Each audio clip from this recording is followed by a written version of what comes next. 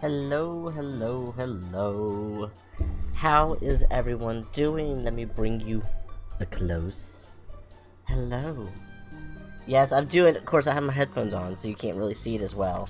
But yeah, we went and did red hair, which, only on the top. It's kind of pinkish, I think you call it maroon. Thanks for the goat scream. What? Do y'all hear the goat scream? I didn't hear the goat scream, unless it already played. Did I just miss it because I have my headphones off? Shame on me. Shame on me. Here. Goat. Goat. Did y'all hear that? I hope you did. I heard it. But anyway, yeah, so I dyed my hair. I used to do this color all the time over my entire head. Years ago. I missed it. Dang it. Well, it's okay. I'm sure there will be more goat screams to come. Let me scooch my mic around. You were facing the wrong way. Oh, thanks. Thanks for the follow-up. I heard it that time. Appreciate you. But hi. Hello, Moose. How are you? But yeah, so I just wanted to dye my hair because it had been a hot minute since I had. So I did, because why not? Life is crazy, and sometimes it just be like, why is this? My mic stand is, like, falling off the side. Whatever, let me just raise you a bit. Sorry, I'm shuffling with the mic. I think I just need to adjust at some point. Some point it's just gonna fall over, but it is what it is. It's fine. Oh god, now I'm really loud. Hold on, okay. Hello. Man, I was peeking. Clearly it was facing the wrong way. Dear God, sorry about that. Didn't mean to scream in your ears. Okay, that should be better. That should be better, I hope. I'm in the yellow, but I'm not up in the red anymore. Dear God. I didn't realize how bad it was, like, facing off to the side. It's just one of those little round snowball mics, which it works pretty well. But it was being sneaky and clearly was facing the wrong direction. And as soon as I turned it around, wow, it's definitely in the right direction now. Okay then, well this is clearly the spot to put it for how I talk, because having it literally like 3 inches to the side made all the difference. That's what he said. Okay, anywho, we're gonna finish.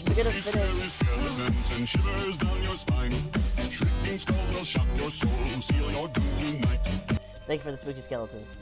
It may not be November. Well, it's November now. It may not be October anymore, but it's forever Halloween in our hearts. I did change Klaus's outfit. It says "I do what Daddy wants." If you couldn't read it. But anyway, we haven't had him wearing that in a while, and god damn, we just had to show off those abs. Like, hold on. Just appreciate that man's physique for a second with me. Like,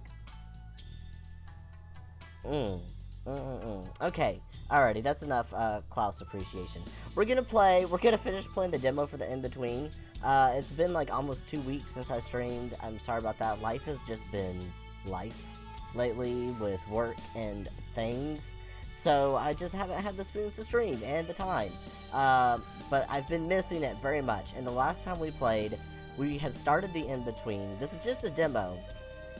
But we were like 4 hours in and had just gotten to finally meet Catboy, which was the whole point of playing the game, I just have to say. And then I was exhausted. And I don't know how far away from the ending we are. I have no clue. But we're going to pick back up where we left off, which is here, with our beautiful, beautiful, beautiful man. And just kind of see how it goes.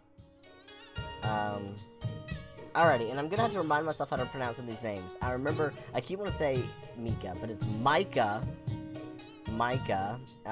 And I don't remember his name because it's been 2 weeks and I'm a terrible person. Anywho, yeah, let's get back started. And this one is not one of the voiced ones, so sorry, I have to read everything to you. Well, where did we left off? What had happened? Okay, so we found this big black cat that looked like Spooks.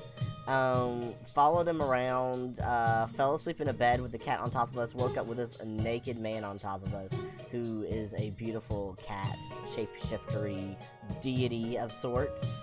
They haven't really talked about any of his backstory at this point. He's a sassy McBritches, and we love him. But yeah, that's essentially where we are. We're playing as Micah, who he works part-time at a coffee shop, and he had a letter from where his granddad passed away years ago. He had sent a letter with a deed in it that we essentially are supposed to inherit to this old building, and we went to go see the building, and it's this place, which kind of looks like a temple or shrine on the outside to cats, and we love cats.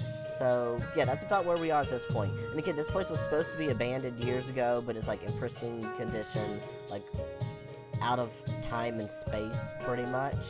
And we met this mysterious man inside of it, and that's about where we are at this point. Alrighty, so now that we're all caught up, let's begin. Micah tried to take note of the path taken to get to the kitchen, but to his frustration, he had already been this exact way and found nothing but a weird rock in the corner of an otherwise empty room. Oh yeah, and there's lots of hallways that all look the same inside this place. It's confusing, and we pretty much have to follow the cat around because he's the only one that can navigate.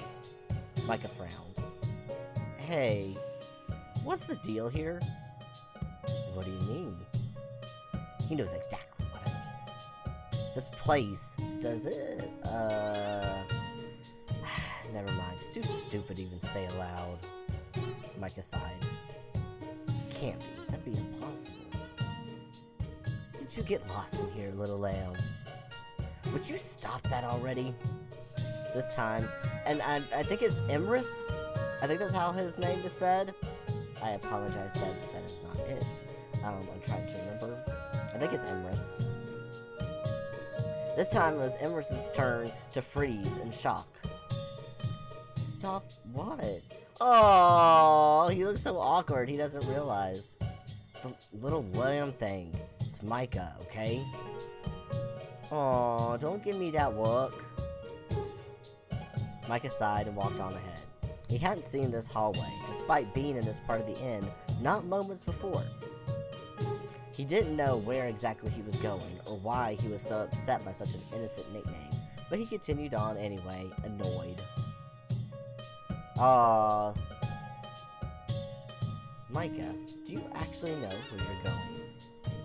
If you're not careful, you'll get lost again. Micah stopped and turned back around to face him.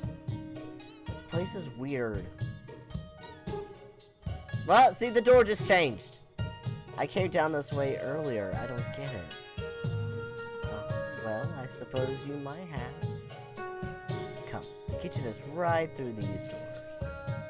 He gestured ahead of him at a large wooden frame with elaborate wooden paneled doors. Whoa, well, that's different. After you. He bowed slightly as he motioned towards the doors. Look at his little fangs, his little teeth. Now he's acting like a bummer. Finally calling me by my name, too. That was weird. That was nice. That was... naked. Sorry, I'm being distracted by the hot cat man. That was weird, nice. Do I want him to call me Little Lamb, or do I want... Honestly, I don't... Me, personally, I don't mind the Little Lamb. That Micah doesn't like it. So if I say if that was nice... I don't know if this choice matters. I'm just gonna say that was. I don't know what that was. That was a thing. I'm not sure what that was. It had a certain familiarity to it, but at the same time... Micah sighed. It's got me no sense whatsoever. No, screw that. This whole place makes no sense. And yet, he was enthralled. Completely, utterly enthralled. He wanted to see more. Yeah, let's go see more. Let's go see the kitchen. To explore. Come on, Vominos. Everybody, let's go. To discover what made this place work. Magic. Hallways that change? Shouldn't be possible. And yet, well, we also had a giant magical cat that turned into a sexy man, so... There's something going on here. He reached out, excited to see what lay behind these doors. Emrys put... I'm just gonna go with it. I'm gonna quit apologizing for it, we're just gonna go with it. Emrys pushed open the large, heavy doors and stood to the side as Micah entered.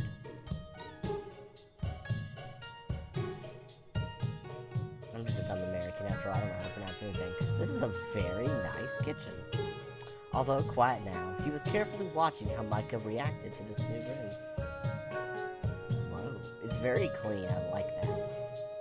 Emrys smiled. Good.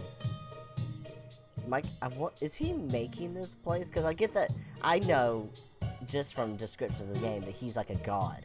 Is he making these rooms for me as we walk through the inn?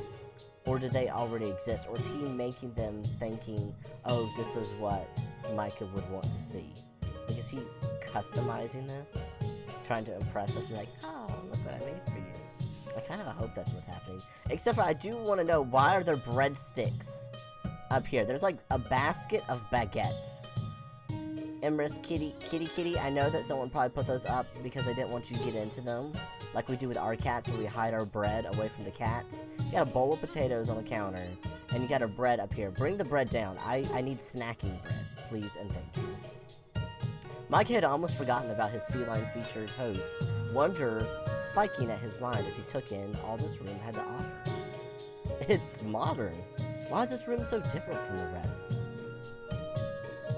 After our decorating secrets, I don't know. Our designer is pretty exclusive. He chuckled and Micah shot him an exasperated glance. Well, it is an interesting choice, that's for sure.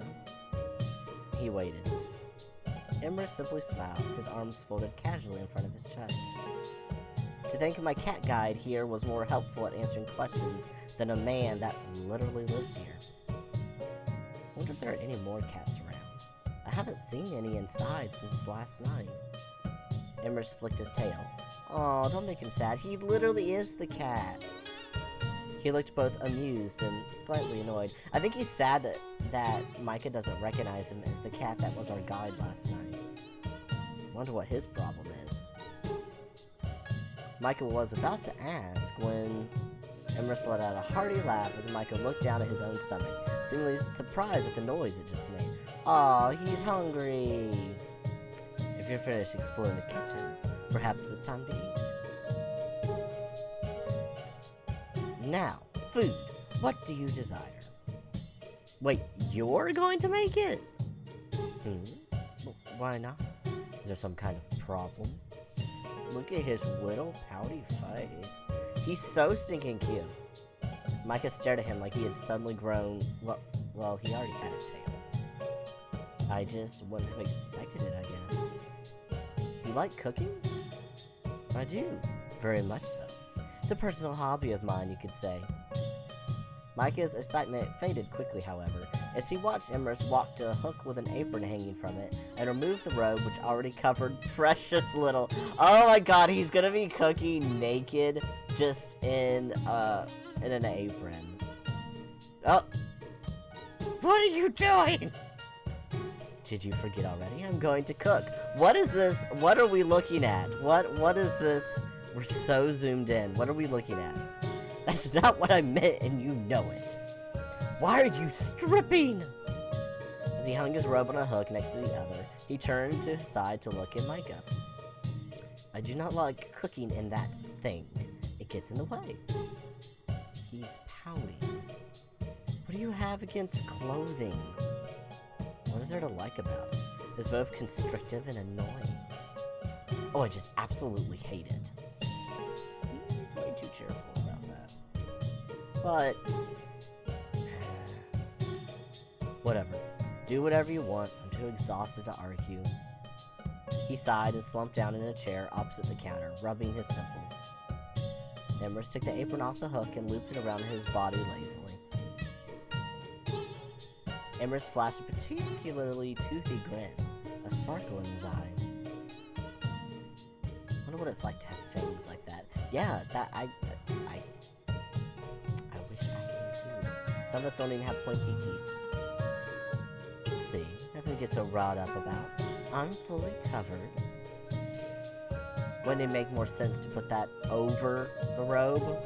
Look at his pretty face. He's so cute and spicy. 2 layers of clothing? Horrific. An apron isn't really clothing. Where's this camera going?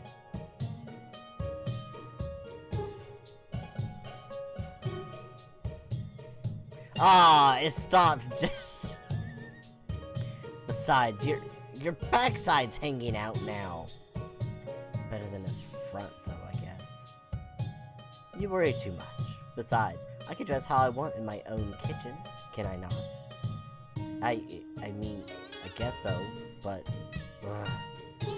feel like that breaks some food safety codes or something. Seriously, you're way too much. I've only just met you, and already I've seen more than I wanted to see. Micah, quit being so particular. You love seeing it, and you know it. He's beautiful. Now he needs a pair of heels, too. I mean, if he wants to, but that's clothing. He's not going to want to walk around in heels. Quite literally, in fact. And we're set to work, tail swishing happily as he bounced from place to place around the kitchen. Despite Micah's disapproval of his attire, he did look like he was enjoying himself. Aw, is he having fun cooking?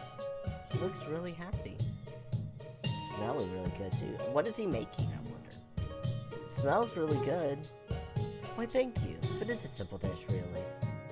Emrys placed the finished dish in front of Micah. What is it? I want to know. Overwhelmed with a delicious smell and mouth-watering appearance, Micah wasted no time devouring the meal in front of him. Ah, it was a secret. Glad to see you still like them. Still? What? What did you make? Have we met before? And what food safety rules? Now he doesn't need to grab a whisk. What? What do you mean about grabbing a whisk? I'm so confused. What? This still is confusing me. Micah didn't hear his low mumblings, and right now didn't care even in the slightest. If he wanted to talk to himself, then let him. I'm concerned about it. Do I know him from the past? Every ounce of Micah's attention was taken by the delicious fluffy pancakes. I like pancakes with chocolate chips in front of him, loaded with berries, drizzled in syrup. Okay, that would be good too, especially if it was strawberries and like blueberries. That would be yummy. He was in heaven. We used to go to this, I tell you what's heavenly. There was this place in San Antonio, it's called the Comfort Cafe, and they had amazing, amazing food. It was essentially a charity, and all the money they got would help support people who I think were recovering from addiction or just had difficult, were displaced, something like that. So all their money went to helping people get back on their feet, and they employed all those people who were in their recovery program to work there, and oh my goodness, they were the nicest people, and they made the best food. Oh my god, I used to get this chocolate and strawberries stuffed waffles, which essentially was a waffle, 2 waffles, okay, and then between it was a layer of like cream cheese whipped topping stuff, so it was almost like cheesecake, and then they put strawberries in it and on top of it, then drizzled it with chocolate. I don't even want to think about how much fat and calories were in it, but it tasted so good, and I would always make it 2, if not 3 meals. They were normal sized waffles, so they were like the big ones. Oh my god, it was so good. Okay. Now I wonder why I can't lose weight, because I want to eat stuff like that all the time. I definitely have way too much of a sweet tooth, but it makes me happy. So, we're gonna do that. Ember stood proudly, watching him eat his food, tail swishing happily. Seeing the flicking out of the corner of his vision, Micah looked up at the expectant face of the excited Catman.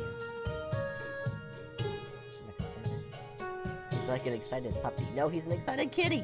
Kitty cats wiggle their little tails when they're excited too. Especially our cat Spoops. What? A dog? He collapsed dramatically to the ground. A look of horror stuck to his face. Oh, oops. I guess I said that aloud. Whoa, are you okay? Micah shot up from his seat and rushed to the other side of the bench. Emrys was on his knees, one hand clutching the edge of the bench, the other clasped his chest. He's clasping his pearls. Dog! Wow, talk about melodramatic.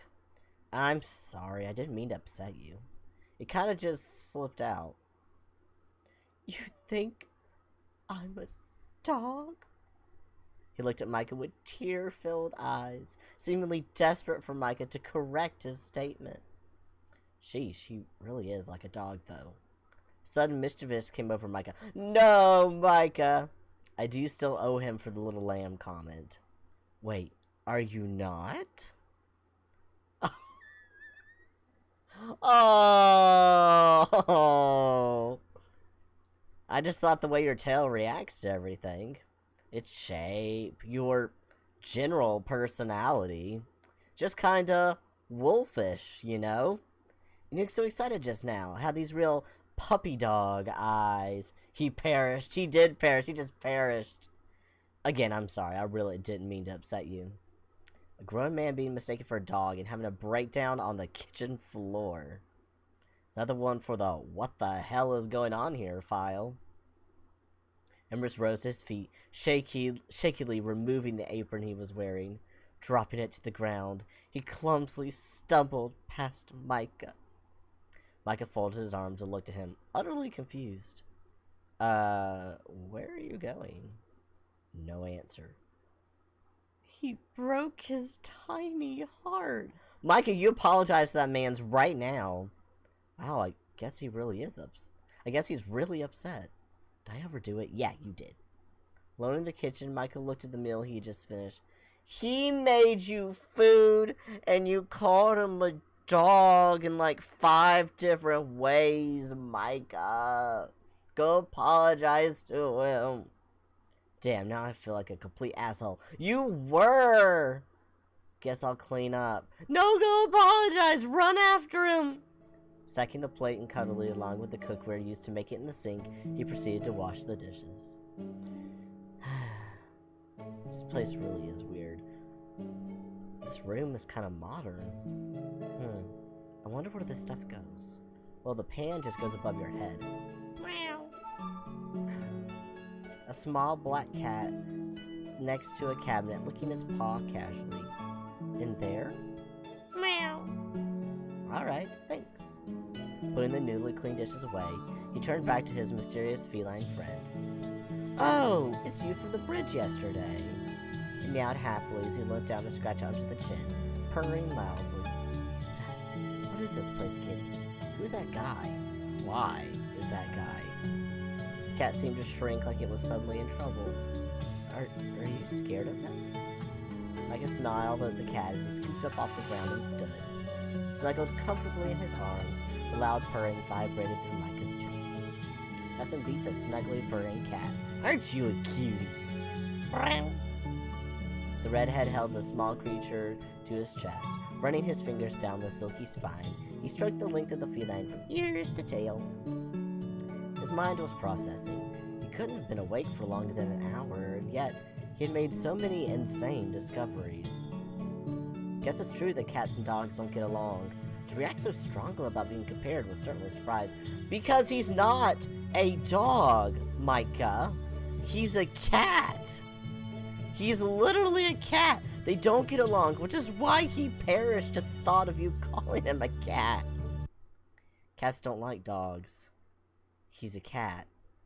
And once the reality sank in, oh my god, Micah, we love you, but you're so slow sometimes. Oh. Distracted as he was by the nudity of the situation, he hadn't given himself time to really think about the fact that Emrys had cat ears and a tail. How does he have a tail? Because he's a cat man. Meow. It seemed to be trying to reassure him, but at this moment his mind was reeling at the implications of the strange exhibitionist's unique features. Okay, this is insane. How is this possible? A catboy? This can't be real. The redhead paced for a few moments, never once ceasing his anxious petting of the sweet kitten in his arms. Okay, this cat is spooked by the guy, but he seems to like me. Not sure if that's good or not. He glanced back at the cabinetry he had just dutifully returned his dishes to. He is an amazing cook, though. I know he said he likes it, but it's surprising. I bet Thomas would love to try his food. I wonder where he learned. Taking a deep breath, Micah rediscovered his resolve. Strange things or not, he wanted to know more about this place. He couldn't imagine any explanation for a Catman would make any sense. He did get the impression the man really wanted him to mention it, though. Interesting. Wonder what else is around here. Shall we have a look, kitty? Oh, he's so cute. Micah wandered out of the kitchen, the cat still bundled up in his arms. Here's hoping these hallways don't move again. I came here for answers, but so far I just have more questions. Suddenly, the cat leaped from his arms. Oh, what? Wait, come back! Oh, kitty! I love you. The feline dashed down a different hallway, then waited. Down another hallway. Waited. He's guiding you. Yet another hallway. Where are you going? Feline didn't stop, disappearing into the darkness ahead. Not so fast! Oh. Micah was met by a sudden forceful stop. That looks like Vlad. Ouch. What was that? A wall? Did I just run headfirst into a wall? Seconds passed into minutes as Micah regained his composure, his head drumming from the unexpected collision. The muffled mews reached him from the other side of the blockage. No, the kitty cat's on the other side of the wall? Other side? Laying a hand on the surface of the wall, felt as solid as one would expect a wall to feel. Maybe it has something to do with the photo? Must be a gap somewhere. Cat just ran straight through. He could find no such entrance. As far as he could tell, the feline really did run straight through a solid wall. It's a ghost kitty. Did I wake up in a funhouse? Am I being pranked? Sure feels like it. Micah stared at the wall in front of him, unsure of how to proceed. Frustration welled up in him. So much had happened since he got here, so much he didn't understand. He rested his forehead against the wall, blocking him from passing. Why had the cat gone through and not him? The question consumed him. He didn't understand anything here. It was like the building itself was making fun of him. The wall was cool against his forehead, both still and silent, disregarding his distress. Please, I need to know. Why am I here? What even is here? Who were they? Slamming his fist into the wall next to him, his eyes shut tight. An anguished expression distorted his typically calm features. Warm? What? Warm? The redhead ran his hand across the surface of the wall once more, excited and frustrated in equal measures. It wasn't warm before. He stepped back, touching his forehead. My head feels fine, apart from the lump I'm gonna get. Did the kitty cat fix it? Because before the kitty cat licked him on the head and made his headache go away. He took another step back, assessing his surroundings. Okay, Micah, you can do this. It's just another weird thing in this house to solve. Can't say I've ever been tested by a house before. There's time for everything, I suppose. Gods, this place is definitely haunted. The very thought made him want to cry. And his name is John C.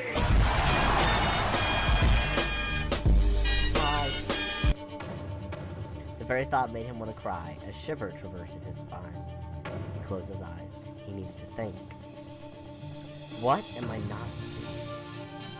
His mind drifted to the difference between exploring himself and being guided here. The music is getting a little powerful. Wonder if Leon also got stonewalled into coming here. He thought the wall pun was pretty clever, till he felt the wall itself lose some of the heat it had been emitting. Whoa, what? This damn house has no sense of humor. To be fair, houses shouldn't have any sense of humor. They're a house. Micah placed his hand on the wall once more. Okay, let's try something crazy. You know, I'm beginning to think you don't like me. This is the second time you've stopped me going somewhere. Am I really not welcome here? I'll leave. I promise. He rests his head against the wall once more. Please, whatever you really are, please just let me through. Gritting his teeth, he leaned forward more heavily, his forehead driven into the wall so hard he was sure it would bruise. Every inch of his body trembled. He knew there was something important behind this wall. There had to be. Once again, he's being prevented from discovering anything. Fist balled, he waited. And waited, and waited. Like his nose twitched. What's that? Honey? The cat! Oh no. The scent both distracted and alarmed him, filling his senses. It's coming from the wall? Cats are cool. Emmer smells open sesame. Cats are cool. This is all about cats, and we love cats. Compliment the cats? Man, that was exceptionally stupid. What? The wall changed, though. Micah watched on as the very wall shimmered before his eyes, then slowly vanished. Cool. A door? Micah carefully inspected the new appearance of the wall that was no longer a wall. It looked as though it had always been there. It also looked the same as the one that led into the kitchen, but... Oh no, please don't lead me back to the kitchen. Took a deep breath and pushed the door open. Right. We're in the entryway? As the door swung open, a very different scene was revealed to Micah. Plunged into a very different world, the hallway behind him melted to match the style of this new room. It looked more like a hallway from an aristocratic old manor than the handcrafted paper hall he just left. How? It changed on its own? Was it always like this, or did I do something? The building was like a museum of weirdness, each hallway an exhibit of a different era. Still, he liked this style. There's something homely about the classicness of it, a warmness to the wood. He liked the other style too, two totally different places brought together, as if only natural, as if they were meant to blend together. He wondered if it was some kind of architectural experiment. He'd heard about buildings like that, staircases to nowhere, doors that dropped to nothing. Prolific urban legends surrounded them for hauntings, but in reality they just turned out to be wildly imaginative building choices. But that didn't explain the moving hallways or the magically appearing doors. No, there was something else about this building, something otherworldly. As he looked around the room, he heard a soft but urgent meow. It was the sound of someone whispering at someone to get a move on. Sitting on the bottom step of the staircase was the feline he had followed there. All right, I'm coming. The feline glided up the stairs.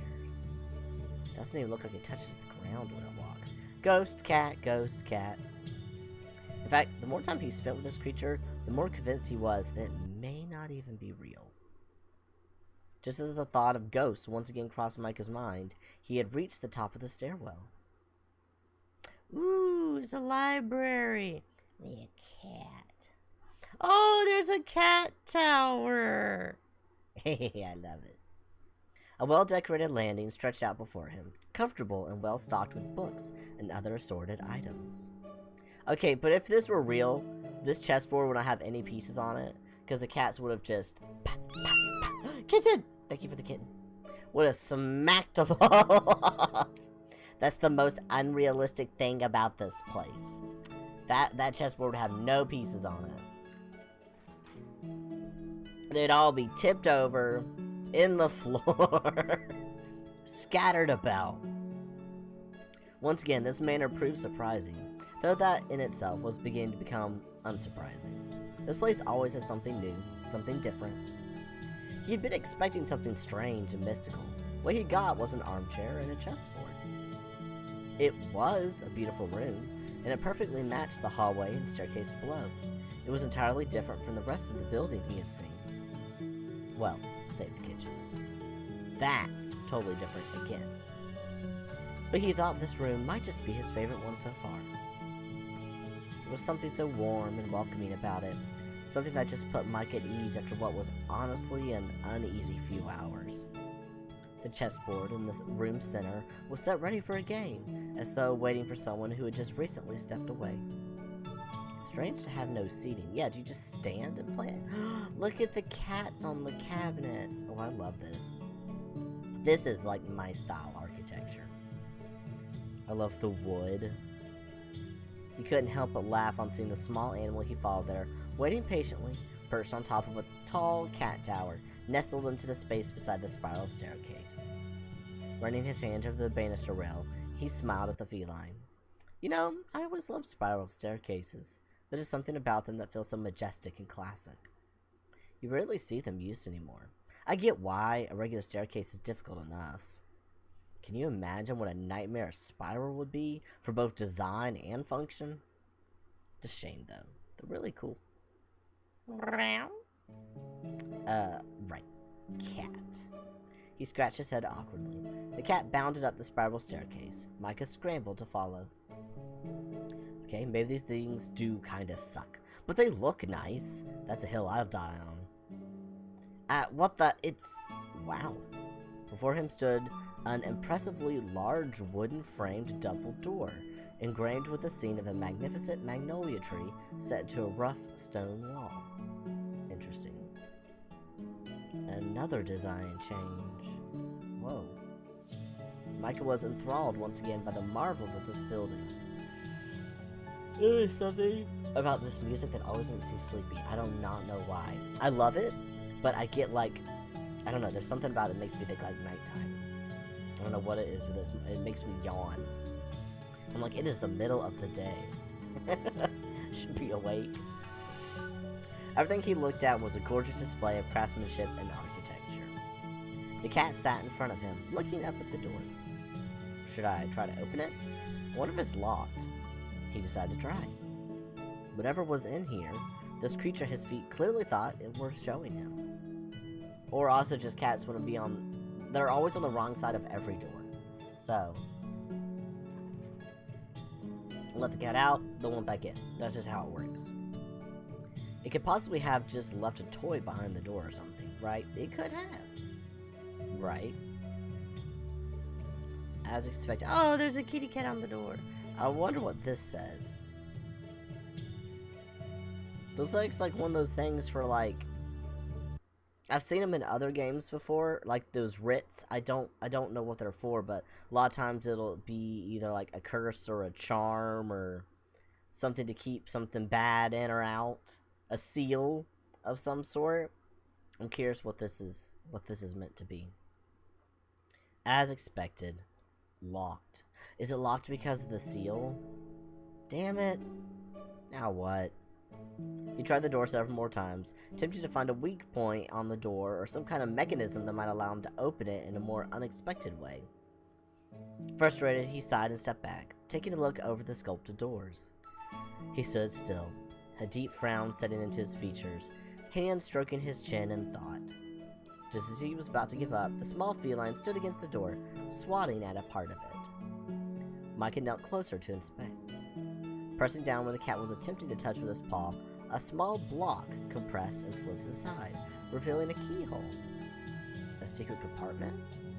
Whoa. If Micah was a cartoon character, he was sure his eyes would be comedically sparkling right now. Sparkle, sparkle. Why such a security measure? Just what is this place?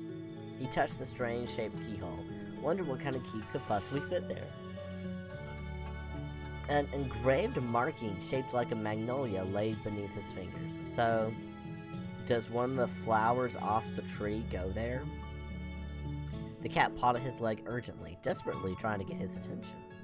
Just as it did, a flash of purple sparks shot out from the same spot he had been touching mere milliseconds before. Holy shit! Oh! He leapt backwards. Breathing heavily, he let out a nervous laugh. Never had a door try to electrocute me before. He glanced at the cat. It was cowering low beside him, fur on end. Oh, I got spooked. Looked terrified.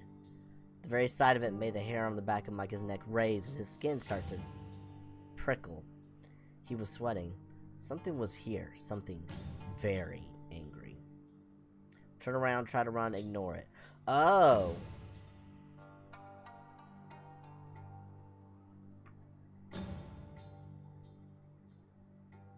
We're going to save real quick. Because what I'm doing might be bad. Because I'm going to ignore it and do it anyway. The growing sense of anger threatened to consume him as he stood there, paralyzed with fear. The cowering feline beside him looked scared out of its mind. I want to see what happens. Sweat beading on his forehead, he tried to ignore the presence behind him. Glancing at the frightened feline beside him, he attempted to continue like nothing was wrong. What's wrong, kitty? He tried to sound cheerful, but he could feel how unsteady his voice was, and he reached down to pet the cat. What is this thing? I've never seen a cat so scared. Before he could make a move, the frightened feline let a blood-chilling shriek and attempted to dart past the presence. Micah shrunk back against the wall, back pressed against the door. The offending creature in front of him was a dark mass of crackling purple lightning and smoke emanating from a cat? What the fuck is wrong with animals here? It felt wrong to call this creature a cat, though. Larger than any creature he's seen before, the creature sported thick black fur and subtle purple patterns threaded through the wildness of its coat. Isn't that just the cat from before, but now he's purple and like he's sparkling? A deep guttural snarl emanated from behind its bared fangs. Are we just not supposed to touch the door? If he had to compare the size and ferocity of this creature to another, the closest he would have been able to think of was a cross between a lion, something straight from the pages of a mythology book. Didn't really give this monster the justice its presence deserved, though. Well, it felt like the world was in slow motion to Micah, his consciousness completely consumed by the anger of the presence. The feeling of threatening fangs at his throat was, in fact, a matter of mere seconds. As the cat darted past the angry mash, it lashed out, fangs sinking into its prey, and it was thrown across the room like a rag doll, where it slammed to the floor below with an ominous thump. No, kitty! Dread filled him as the thump echoed through the room like a war drum. Kitty! Silence. Micah froze.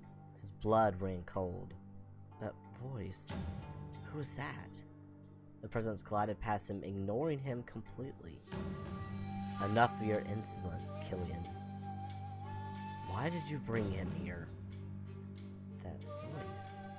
Was it the angry cloud is speaking? A whimper escaped from the disoriented feline, who cowered on the floor where it landed. Be nice to the baby. Time again felt slow, and the heartbeat in Micah's head felt as though it might stop any moment. He was afraid. Afraid for the feline who tried to show him what lay behind those doors. But more than anything, he's afraid of never getting the answers he sought. He felt this feline was trying to give them to him. He didn't wait another moment to stop and think. Micah launched himself at the spiral staircase, coming too close for comfort with the creature. He slid down the winding handrail, something that would have been fun in any other circumstance. He carefully lifted the small animal up, nestling it safely in his arms. As fast as his legs would take him, Micah sprinted down the hall. Every twist and turn got him more and more lost. Every hallway was the exact same. While he considered himself an athletic person, the panic and confusion was exhausting Micah quicker than he had realized. Soon, his heaving lungs forced him to pick the next closest door to try and hide. He was plunged into complete darkness. Great, where am I now? Fumbling around in the dark, the tiny cat in his arms started to stir. He gave it a light squeeze, careful not to hurt it. It's okay, kitty. I got you. You'll be alright. Barely audible, but he heard it. He felt a bit of relief to know it had enough strength to speak. A monstrous booming roared through the room like thunder. The animal's arms let out a squeak and burrowed deeper into his embrace. What the hell was that? Did it come after us? His anxiety began to bubble again, even more overbearing in a room of complete blackness. He stumbled backwards, staring at what he thought was the door they came through, unable to be positive about his direction in the darkness. Shit. What do I do? Retreating further, his back hit the wall. Wait. The door? That's too convenient, right? He opened the door. Right. My lies. What? Are we outside? This place, knee deep in a river, was not where Micah expected to be. And yet, here he was. Choosing to ignore the fact that he was suddenly in the middle of a stream with no door or even building behind him, he dashed into the tree line in front of him. Okay, we're going to real quick save. I want to see if my options would have led somewhere different before we get too far into the story.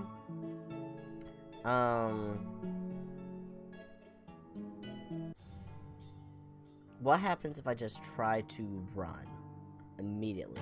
The growing sense of anger threatened to consume as he stood there, paralyzed with fear, and the cowering feline beside him looked scared out of its mind. Shit, I fucking knew this place was gonna be haunted. Even Kitty's scared. What do I do? Do I run? Does Sting get eaten or something? He could feel every muscle in his body preparing to launch himself down the stairs. He shut his eyes tight and braced his posture to run. Before he could make a move, the frightened feline let a blood-chilling shriek and attempted to dart past the presence. Okay, this is the same. Let's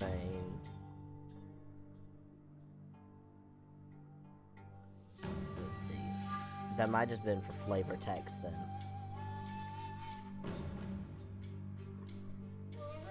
Okay, this is the same thing, so that was clearly flavor text, so good to know. Let's load. Go back to the middle of the stream. Yes.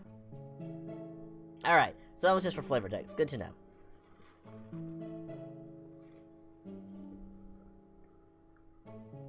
A large, shrouded boulder lay near the edge of the water. Hopefully this is far enough. It has to be. Last thing I need is get lost in the city's haunted forest. He shuddered at the thought. These are all eyes on the side. There's all these little critters looking at us in the darkness. Maybe don't go over there. Leon said the building was unfriendly. I thought he just meant creepy. Not actively out to get you.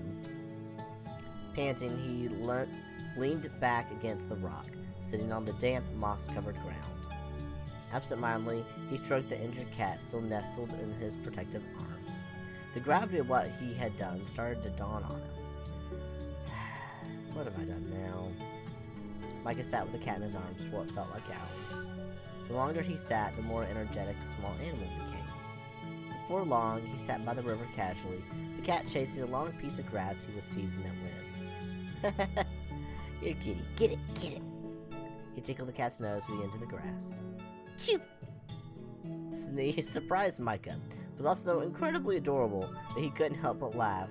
Oh, you're so adorable. Take you home if pets weren't banned from rentals. I can only imagine how Aunt Caroline would react. He grinned at the thought. Maybe I should do it anyway, huh, kitty? What do you think? Will you come home with me? The kid's eyes seemed to light up at the suggestion, and it rolled onto his back to continue playing with the grass. Micah switched to tickling his exposed belly with it instead. Feet. Leon? Who? Is that Leon's feet? Leon question mark? Leon? What the? That does not look like normal Leon. Who the hell are you? But Leon? Yeah, does not look like Leon. Is that you? He approached cautiously. I don't trust it. Don't approach. Don't trust him at all. That does not look like him. It's like some evil version of him. Something's not right. Yeah, don't approach him. He glanced at the cat beside him. This is close I've ever seen him get without having a severe allergy meltdown. That's because it's not Leon. What's going on? Micah cleared his throat. What are you doing here, man? Dad still got you on property watch? He stepped back slightly as Leon approached. That's not him. That's like an evil entity pretending to be him or something. The question marks. Yeah, no. That's not him at all. Oh no, Micah. His voice was so low, so soft it was barely audible. A sad attempt at a smile made his lips twitch before a malicious smirk spread across his face. So you noticed. What? Leon? He had no opportunity to say anything else. Pain erupted in his head like a molten dagger piercing through his brain. What the fuck? Agony gripped him as he fell, clutching his aching head. No, we gotta go back to the cat, because the cat will lick my head and make him feel better. Friends? No, this is not friends. This is bad. This is not friends. Opposite of friends. Through strained vision, he saw the figure of his friend slowly walk towards him, kneel down to face him, and whisper gently into his ear. My dear Micah. A hand laid over his own, another lifting his chin slightly. You should have stayed away, kept pretending this didn't exist. He rested his forehead against Micah's. You will regret trusting that feral, deceitful traitor. His voice hissed with a venom of anger. He let go abruptly, dropping Micah's face with a jolt. We shall meet again, my dear. You still have a role to play here. Who are you?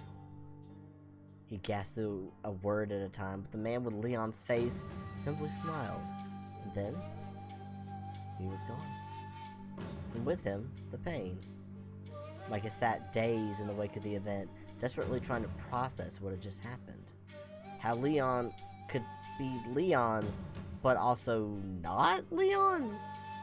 So absorbed in his contemplation of the situation, he had not noticed a second figure approaching behind him. Emerus is back! So this is where you've been. You should be careful out here. When he got no response from Micah, who still stared at the ground, his playful tone turned serious. Micah, what happened? Are you okay? Folding his robe in front of him, he knelt down beside Micah, placing the back of his hand on his forehead.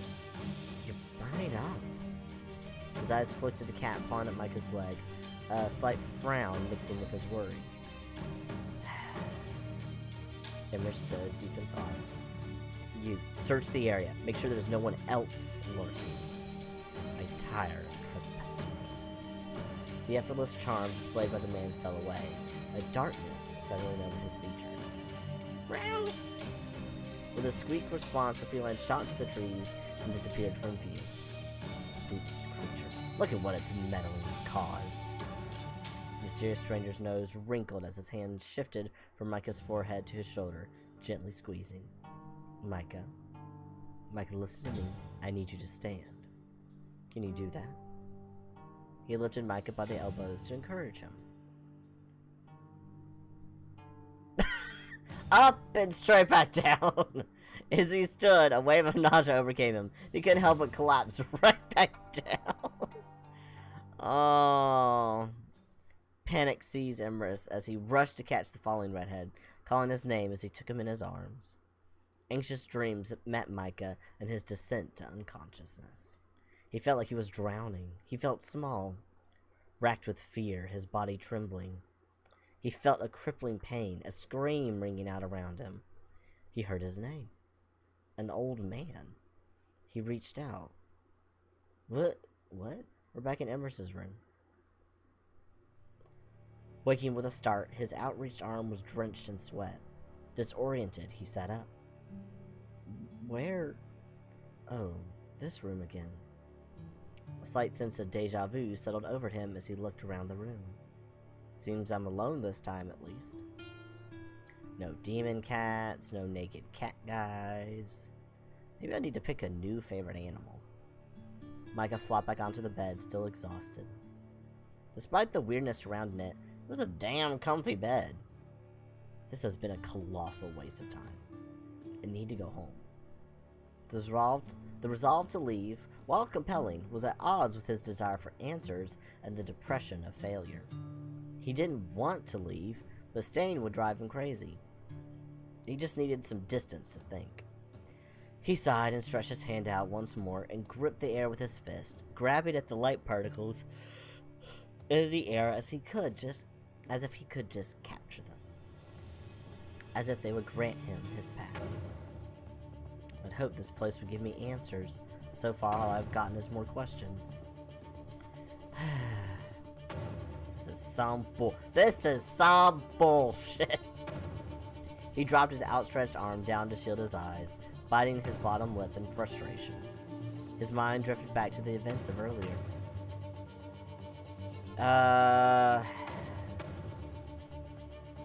Maybe, let's see, who do you want to think about? Maybe the creature? What the hell was that thing? His mind raced, trying desperately to make sense of what had happened. Absent-mindedly, he thumbed at the scratch on his hand made by the creature. It was the same one, right? Those eyes. That haze of lightning, the way it had led him through the inn that night. It fucking talked. Nothing he could think of could explain away what he experienced. Despite all that had happened, one thing held his attention the most. What was in that room? Why so guarded? I wonder, could Leon have gotten in there? Is that what happened to him? Is there something awful in that locked room? Leon. Ugh. As much as he wanted to bury into the warm covers further, he couldn't give up just yet. After all, he'd only just started. Is that the end of the intro? Nope, we still got more. Far away from the redhead, pondering how he got where he did, another young man faced a similar question. Leon? Question much more distressing in nature. Moi? The timid brunette paced anxiously around his cold, dark apartment. It was his new home, although he never felt a place feel less like a home than this did. Leon, your unpacking is just like an absolute mess, my man. And also, why do you have so many magazines? Strewn around him were his entire worldly possessions, the possessions Micah had so painstakingly helped him pack. He paced and he muttered, rapidly talking himself through what had happened. He felt afraid of what was going to happen. Every now and then, the young man's voice cracked and snapped. To anyone witnessing such a scene, it would appear as a frantic youth arguing with himself. Regrettably, for Leonardo adding, he had no such fortune as to be conversing with only himself. No, Leon had a voice in his head. A voice Micah knew, but couldn't place. A voice Leon didn't like. He didn't actually know who the voice belonged to. What he did know is that it was angry. He knew it had a focus on his best friend. Bitter, vengeful, hurt. Leon curled his arms around himself, gripping tight as the flood of emotions overwhelmed him. He was scared. So scared. All he wanted was his brave and kind best friend to make it all go away. But he wouldn't. As much as the trembling brunette longed for the comfort of a friend, he refused to be the reason Micah got hurt. He didn't know why this creature, this entity, wanted Micah, or how he even ended up with it. All he knew is that he was beginning to lose control of his body at times. The voice commanded him to move, even if he didn't want to. He remembered being in the woods. He remembered hearing Micah's voice, desperately calling out to him. He wanted to respond, to reach out, but he was trapped, lost in darkness, beholden to the phantom voice telling him to be silent. As scared as he was, he felt he wasn't alone in his fear of drowning in that darkness. He felt like the voice needed him, almost. He got venom inside him. He's got himself a venom monster. He's got an alien. Was he being naive? Could he of all people be of some use? He deserved to ask for Micah's forgiveness, but he knew very well he would receive it. Why is this happening? What did I do? Well, just everyone fate in this game. Tears streamed down Leon's face as he crumpled on his apartment floor.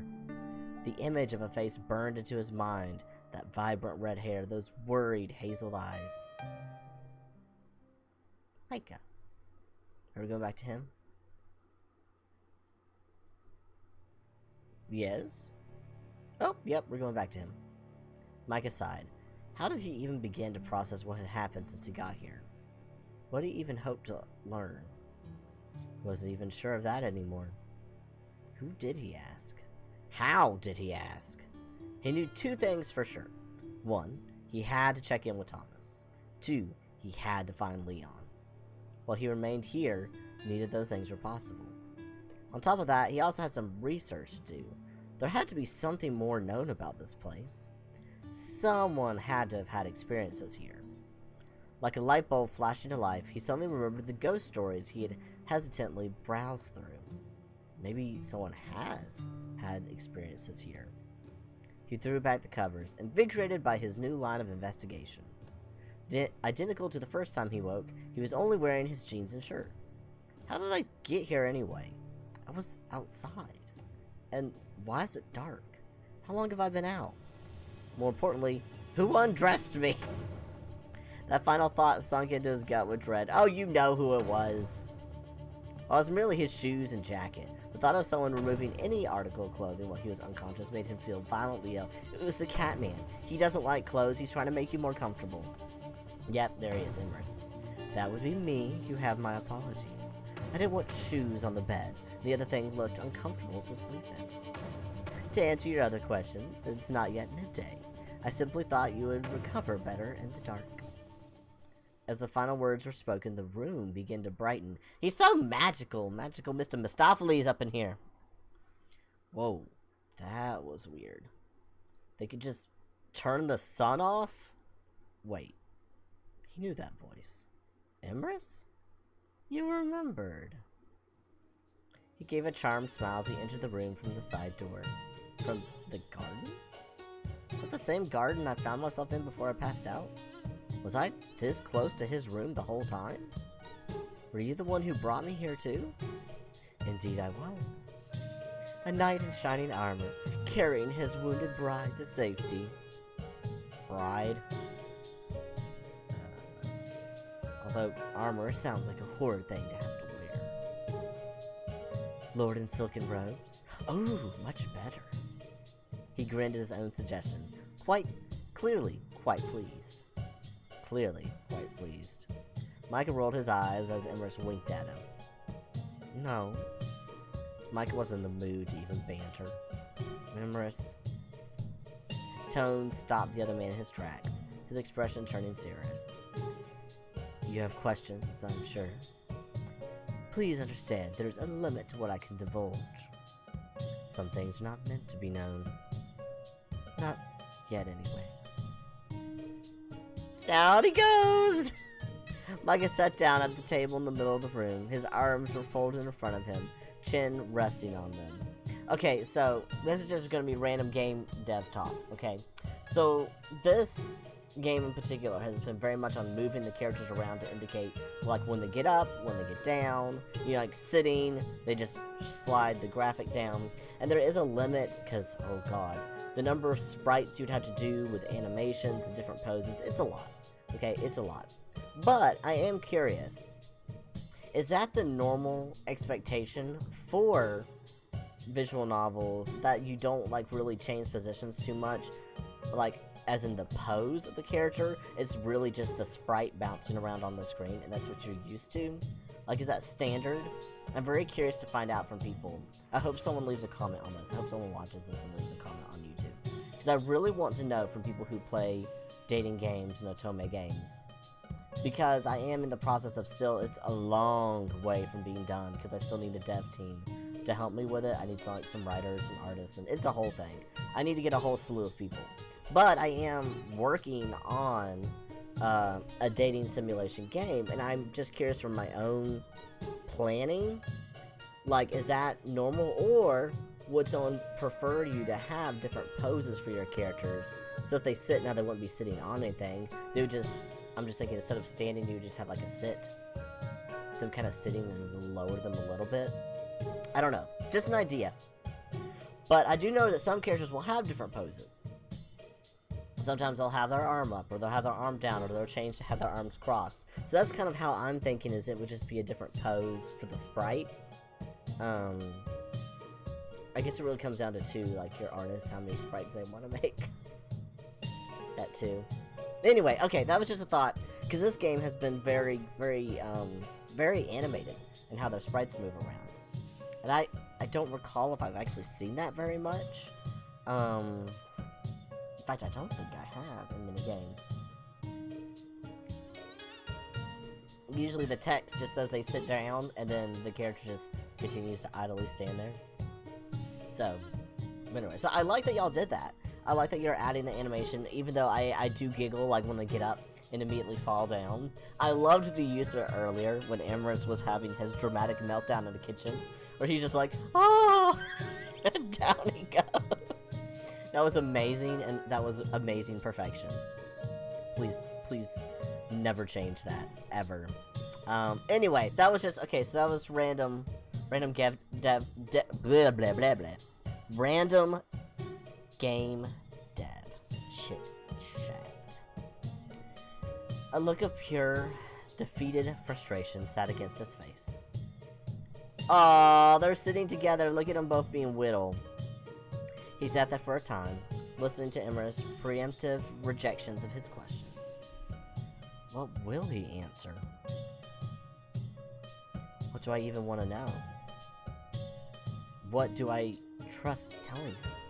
Can I trust him? He sat up with his back straight, staring directly into Emerson's eyes, the man now seated across from him at the table. They were a deep, vibrant amethyst, the silver flecks giving them the illusion of molten liquid, because he's the magic cat. Just like... yeah, the magic cat. Micah frowned. He felt like he was going insane, and yet he was already getting used to the weirdness here. The exact same eyes as that creature. Yeah, because you upset him and he was in a mood. It seemed impossible, but at this point, not implausible. But could they really have the exact same eyes otherwise? Is there something wrong? Did he notice? Does he realize I figured him out? Well, kind of. Okay, maybe not. Fine. I was just thinking that I hadn't seen anyone with purple eyes before. He laughed awkwardly. Good job, Micah. You definitely don't look like an idiot right now. Purple eyes? Well, there are a lot of unique things about me, don't you think? He doesn't want to tell me who he is, but really wants me to comment on the cat features. Aw, he just wants you to know that he's a kitty. Micah sighed. Alright, you win. I suppose so. You're pretty fluffy, after all. Fluffy? He tilted his head in contemplation. Oh, is that bad? At least he didn't start sulking like the dog comment from before. Yeah, I don't really know how else to describe you. Your tail is, fluffy. Micah suddenly felt incredibly embarrassed about the topic. You could pet him and find out how fluffy it is. I bet he would like that. Oh, I suppose it is. Do you not like fluffy tails? What? No! Fluffy cats are the cutest! Oh, he's so happy! Look at his little face! Oh, I love this so much. This is so stinky cute. Screenshot. So stinky cute. With the blush and the happy kitty cat face. Micah clamped his hand over his mouth as Emrys roared with laughter. I'm very glad to hear you think so. Ugh, please forget I said that. Absolutely not. His purple eyes sparkled with a joyful playfulness, his devious grin exposing the tips of his pointy fangs. Bite me! Oh no, he's shrinking! Slouching down further in his position at the table, he wished the floor would just swallow him whole. Why would I say that to him? Damn it, Micah. For your honesty in admiring my beautiful tail, that's not... I will answer what questions I can. But know this, Micah. Some questions are not yet meant to reveal their answers. What does that even mean? You'll really answer my questions? Depending on the question. Yes. Micah frowned. Now that he had the chance to finally find out about himself in this place, he didn't know what to ask. Alright then. Micah's frown deepened. Those purple eyes were entrancing. He almost didn't want to disturb the moment by talking. Almost.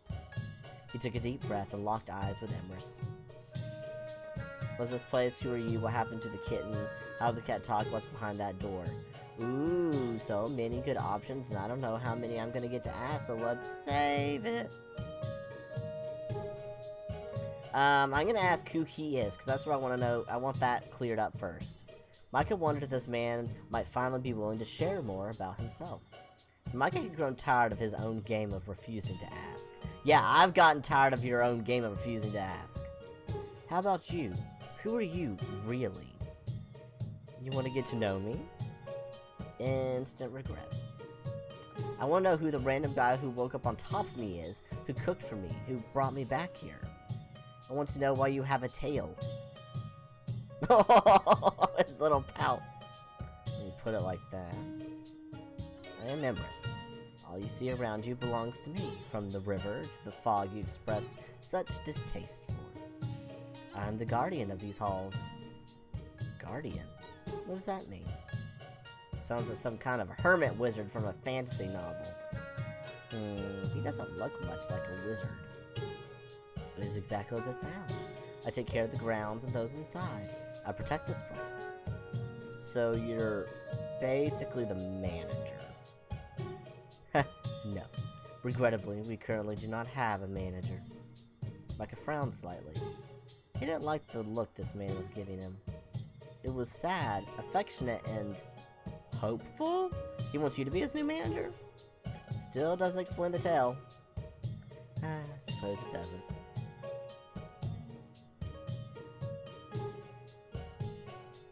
Nope, that's it. You're not gonna explain the tale. Dissatisfied? A little. I do love your honesty. It's refreshing. Most humans would respond with whatever that would put them in an advantageous position. Most humans. He's not human then. The tale was a bit of a giveaway, but he actually confirmed it. It sounds so weird. I don't think I've said anything special. But you have. You, as a whole, are, in fact, special. More than you know. What? Nothing. Pay it no mind. Okay then. Half an answer again, I guess. Better than nothing. Is there something else you wish to know? Alright, I'm just gonna keep saving. Because I don't know if he's gonna limit me to how many, and I'm overwriting that one because I don't really need it anymore. I don't know if there's gonna be a limit or if they're gonna let us just ask all of them. Kitty, I want to know what happens to the kitty, or how did the cat talk? Oh, that's also him, so I'm gonna ask how the cat talked. So, that cat, I suppose it was a cat. It talked? Talked. Perhaps you were stressed. You must be imagining things. There was a hazy lightning cloud that zapped me, and the cat talked.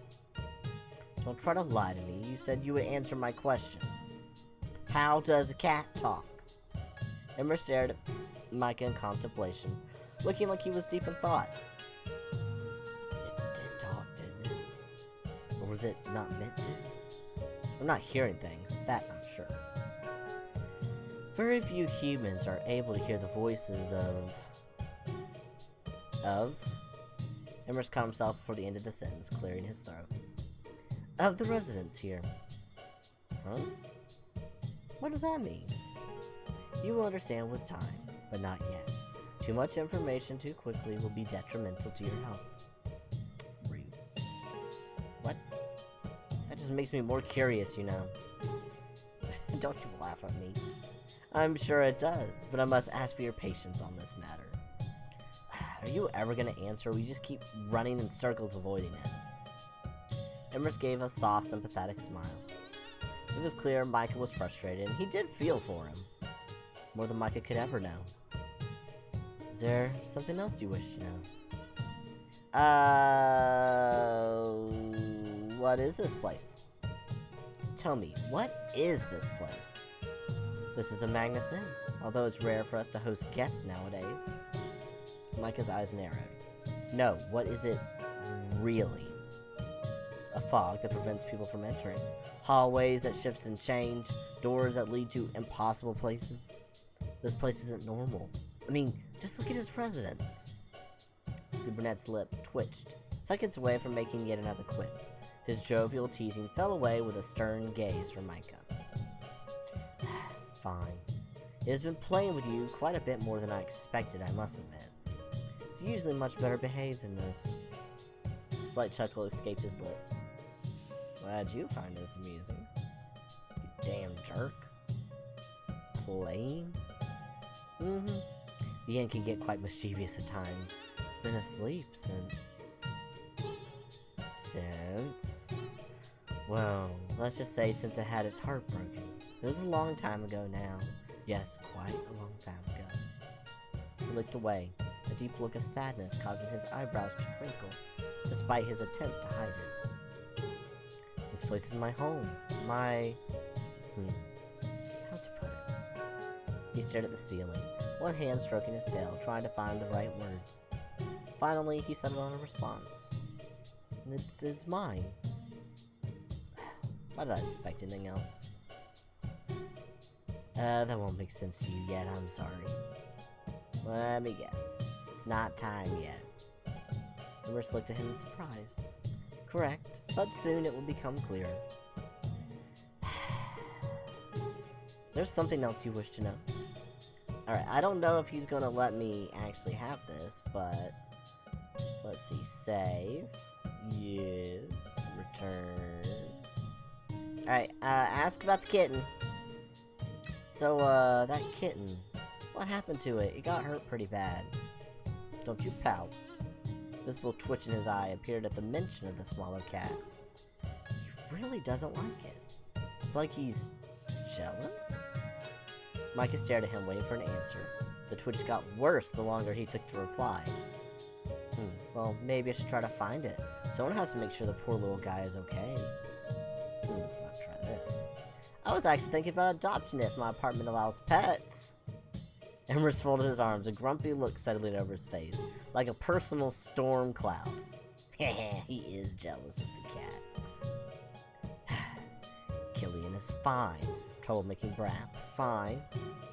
You need not worry about him at all. Killian. So that's his name. Now that I hear him say it, the creature did berate a Killian back then. But you called him a kitten. If he has led you to believe he's a kitten, you're being deceived. Which would not surprise me. He grumbled something else under his breath that Micah couldn't hear. Oh, I only called it that because it was so little. I see. Either way, you should be careful. I don't know why he's suddenly so attached to you, but I find it suspicious. Suspicious? A cat? I wonder. Is he revealing more than he means to right now? Cats just like me, I guess. They know... cats just like me. I guess they know they're my favorite animal. You asked me if I liked cats before, didn't you? I don't remember if I answered you. I do, a lot. It's really nice when an animal you love likes you back. I want to find that kitten again. It's so cute. Definitely the cutest cat I've ever seen. To pout! He's so angry! Wow, not so chatty now, are we? Something wrong? Emrys seemed to snap out of his funk. Fine. It's good you like cats. We have a few. One in particular is exceptionally spectacular. The epitome of beauty and grace. What are you, its agent? It's definitely him. But how? This is way beyond anything I thought could exist. Is there something else you wish to know? Alright, we're gonna ask about behind the door, and he's gonna shut this conversation down. Alright, elephant in the room. Elephant? It must be quite small. Smartass. You know what I mean. Yes, so serious. That door, the one with the engraving. What's behind the door? And why was that creature guarding it? Why the weird lock? What is it? Why do I feel like my very life depends on opening that door? This... I cannot answer. I must ask you not to go near that door again. You must obey this request. Let me guess. Soon you will understand. He mimicked Emrys perfectly. Emrys simply smiled apologetically. Emrys folded his hands on the table before him, making a triangle, reminding Micah out of the way his aunt sits in her disappointed, but let's talk professor pose. Not angry, just disappointed. Are you satisfied? You didn't tell me anything. The look on your face says no. Very well. One more question, word it well. Emrys winked playfully. He seemed to be having fun dropping breadcrumbs for Micah to scramble for. Micah met the vivid amethyst eyes staring at him unexpectedly. He had 1,000 things he wanted to know, but there was only one thing on his mind right now. Oh, goodness gracious. I want to know what happened here.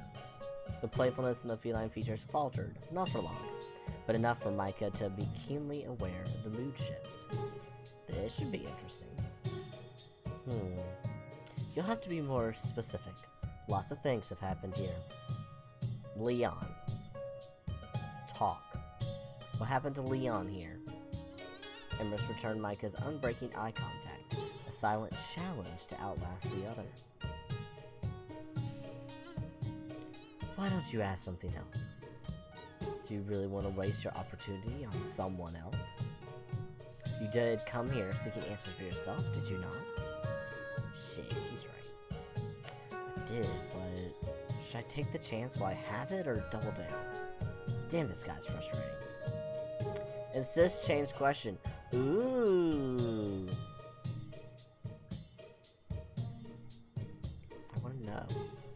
Let's save over this one. Yes. Let me take a second to think. What should we do? Should we insist on the question or change?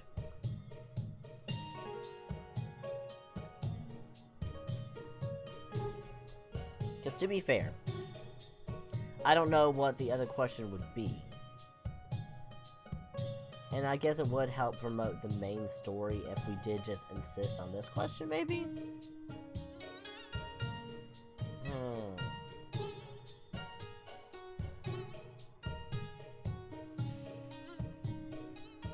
Okay, let's see what happens if we change the question, and then we can come back.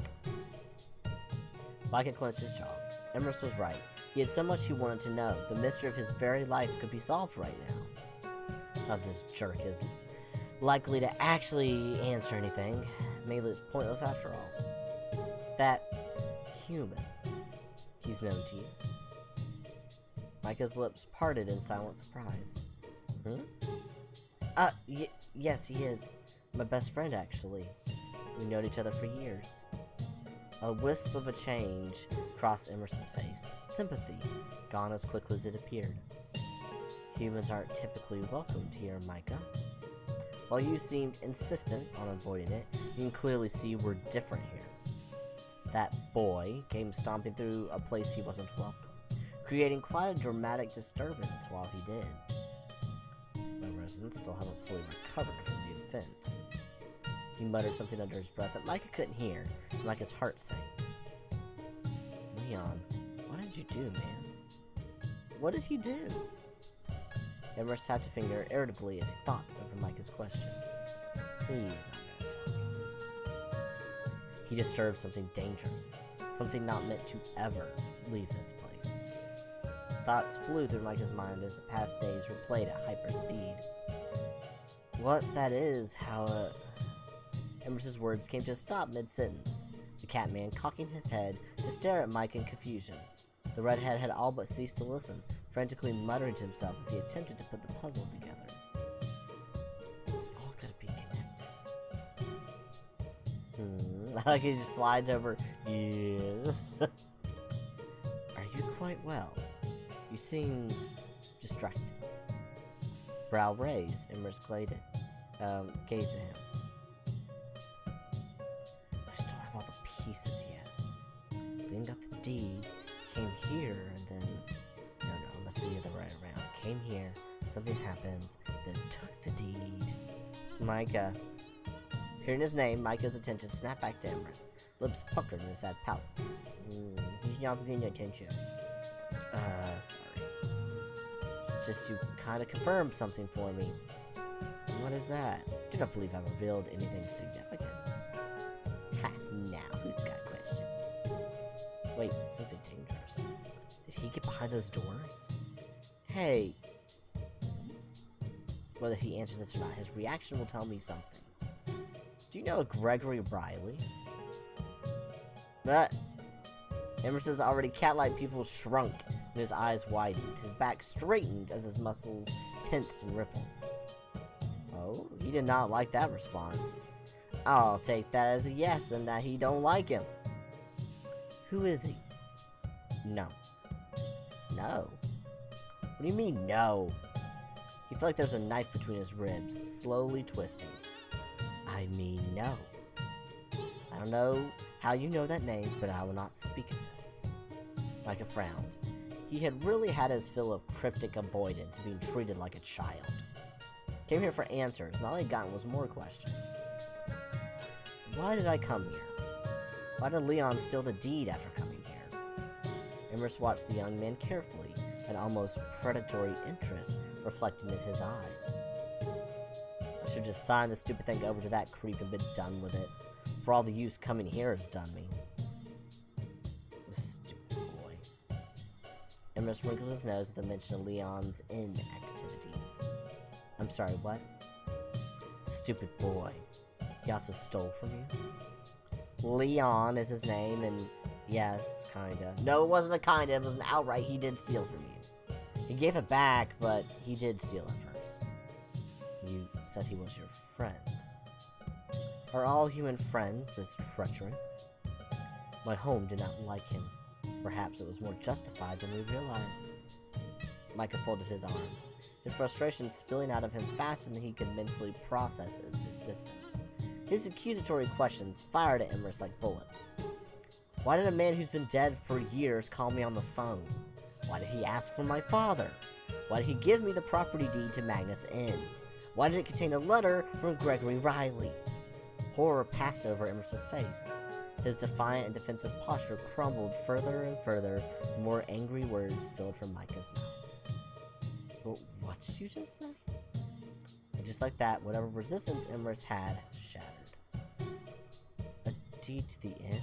A letter from Gregory? That's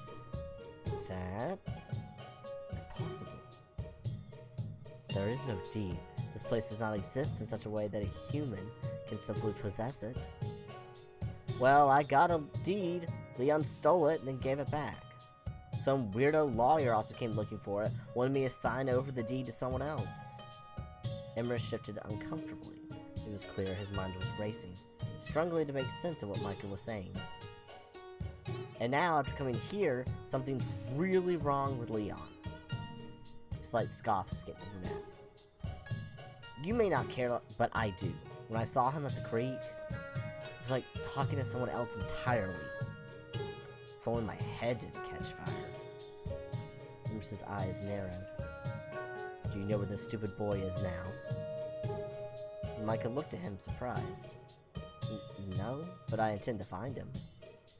All my questions lead here. Apparently, so does he.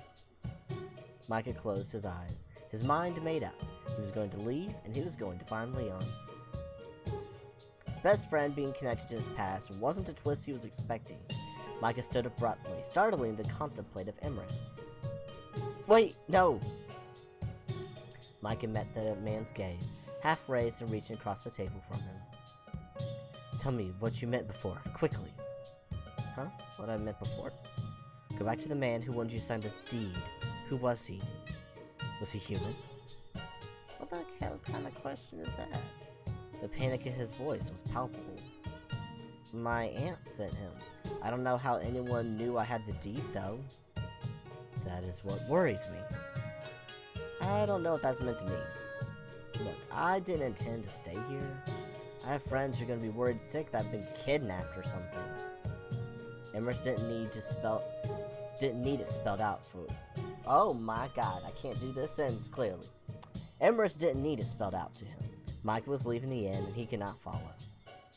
Making his way towards the redhead, he clenched the front of his robe, clutching his pearls. I cannot force you to stay, much as I would like to. You may leave, however... Micah, who opened his mouth to make a sarcastic comment at the man, decided otherwise. However, you must swear to return, with haste. Now that you are here, you must remain. I must? Is that a threat? I cannot help you if you're not beside me. His voice sounded lost.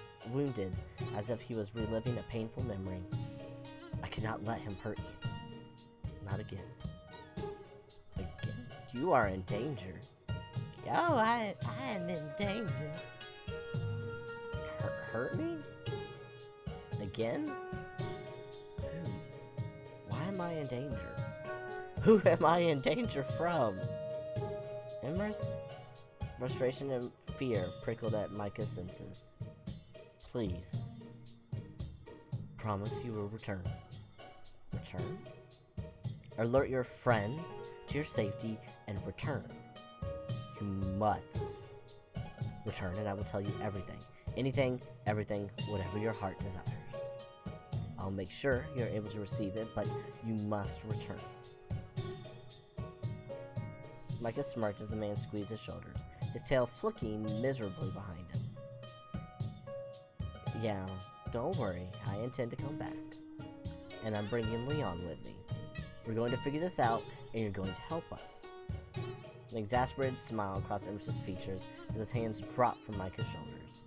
I would prefer he not come. My home does not like him. He said that earlier, too. Way to blame the house. No dice.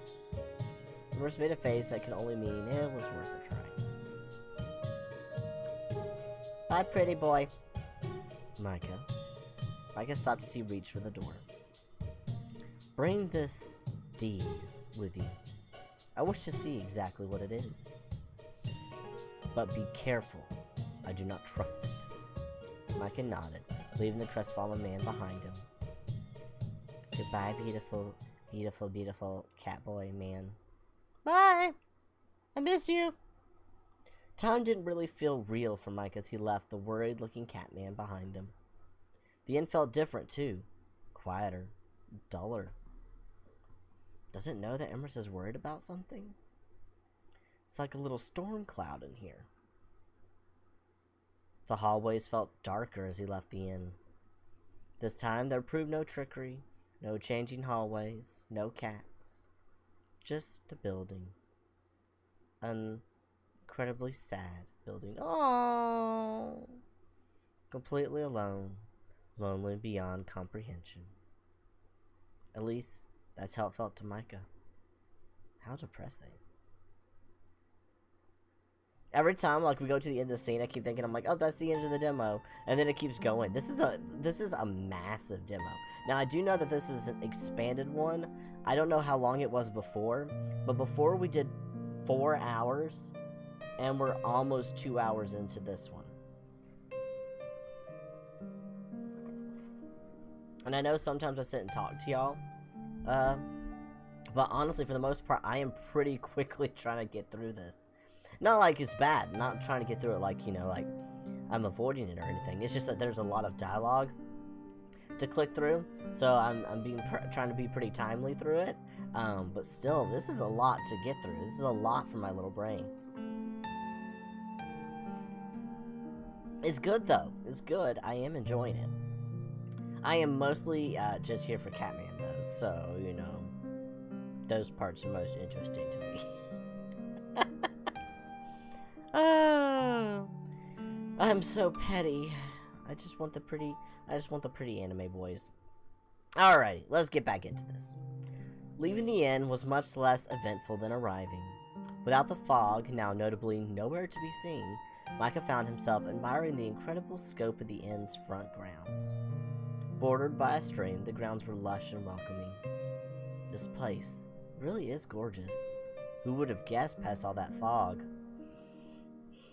This music, man, I love it, but it brings out something, because I do not normally yawn very much at all. I'm not a yawny person. There's something about the very calming music.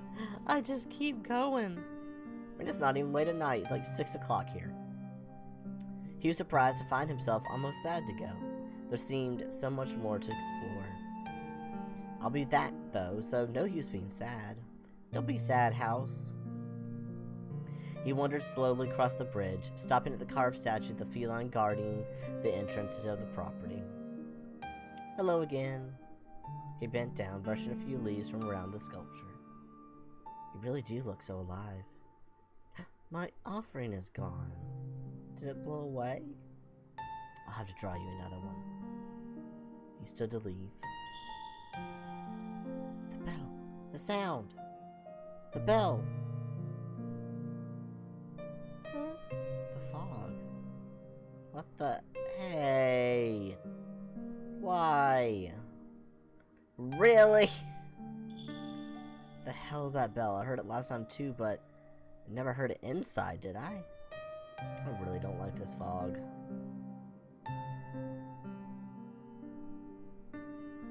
But, huh? Now it's gone again. Thanks? Positioned right in front of him was something he didn't think he'd be able to recover. His bike. Just how did it get here? The heck? I can't even think about it. It's just too ridiculous. Thanks, I guess. Spooky little bell. Through the sleepy mountain towns he rode, back to the busy city he left behind the previous day. He couldn't help but admire the view of the sprawling city below. It was quite a spectacular sight, traveling back in this direction. At least the return ride is pleasant. Especially going downhill, because you don't have to do as much work. We were walking around the other day. We had to go to short story time. And we were walking around the other day. I was walking downtown with my dad. My mom was in the hospital. She's fine. She's doing better now. But she was just in for a little bit for a little procedure. And we were walking around outside to go get some food. And of course I had my phone app up with the maps to find a place to walk to. And on the map, it actually would say gently uphill was like one of the paths. So we decided to go a place that was gently downhill instead of going gently uphill. But that became the running joke the rest of the day. Whenever we were walking, we're like, oh, is this gently uphill? And we had to go up like this hill. And we're like, this is not gently. There's nothing gently about this hill. Anyway, this made me think of that. Arriving back at his apartment, Micah found himself beyond exhausted.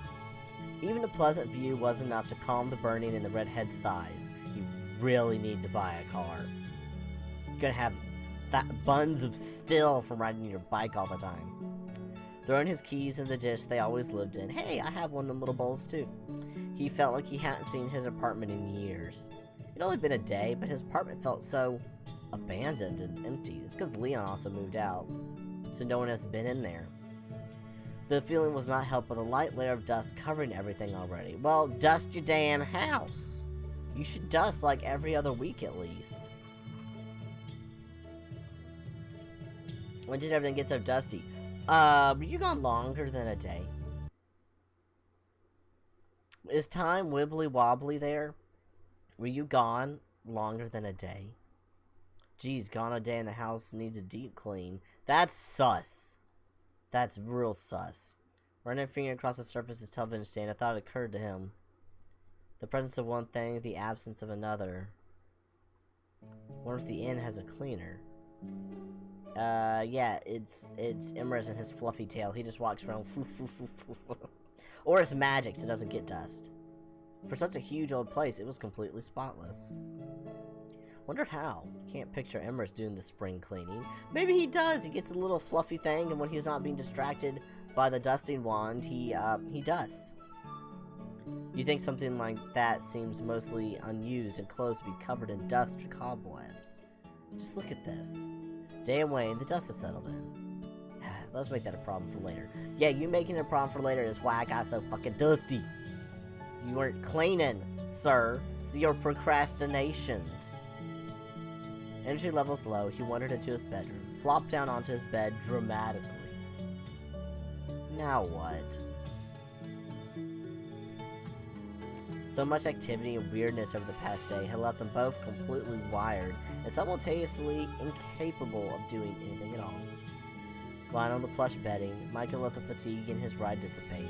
As athletic as he was, a 2-hour bike ride was rough. Yeah, that's a really long ride, especially if you're going up and down hills. Good grief. Also, take a shower before you go lay down in your bed, because that's kind of nasty. I bet you're sweaty. You'll get clean. You won't make your sheets stanky. A heavy sigh later, Micah finally had the energy to drag himself off his bed. First things first. Food. Yeah, food and shower. Oh, that was quick. He was starving. But searching the kitchen for something to make a meal out of proved fruitless. Guess I need to go grocery shopping. The realization that there wasn't even a speck of fresh food in the apartment was wretchedness itself, to say the least. You don't have any food? Guess I'll order something in. That's probably why you don't have any food. I mean, I feel that. I'm bad at that as well. Grabbing his phone, it hit him. Oh, right. This has been dead for a while, hasn't it? Better charge it. What do you do? Is the date gonna show that it's off? I'm just waiting. I'm just waiting for, like, it feels like they're just gonna drop it, that it's been, like, a month or something. He set his phone up to charge and dug out a packet of instant noodles as a last resort. Good old instant noodles. Can always count on them in a bind. Although I'm not sure about the brand. Nero's noodles always comes out a little chewy. We'll just boil them like an extra 30 seconds or a minute. Slurping his noodles, he dug out a sketchbook. A habit he'd always had. The moment he stopped moving, he started doodling in this book. He had probably filled hundreds of them by now. Okay, that might be a slight exaggeration, but there was definitely a lot of them around. While he didn't consider himself a fantastic artist, his books were filled to the brim with all manner of sketches and words. From mundane things like bugs and dogs, to things you can only see out of the corner of your eye in passing. Things you can see but couldn't possibly have seen, so he wrote it off as a mere trick of the light. One of the many reasons he was afraid of ghosts. To him, they were real. I should look at them again sometime. The sketchbooks, of course, were nothing more than a distraction. He looked over at the noise, finding his phone charged. Let's see, what do I need to do? Update Thomas, check the rent payment, catch my notifications. All easy enough. Stray noodles hung from the redhead's mouth as he stared dumbstruck at the phone. Wait a second. Here it goes, here it goes. The date, is it wrong? Did something happen to my phone? A week?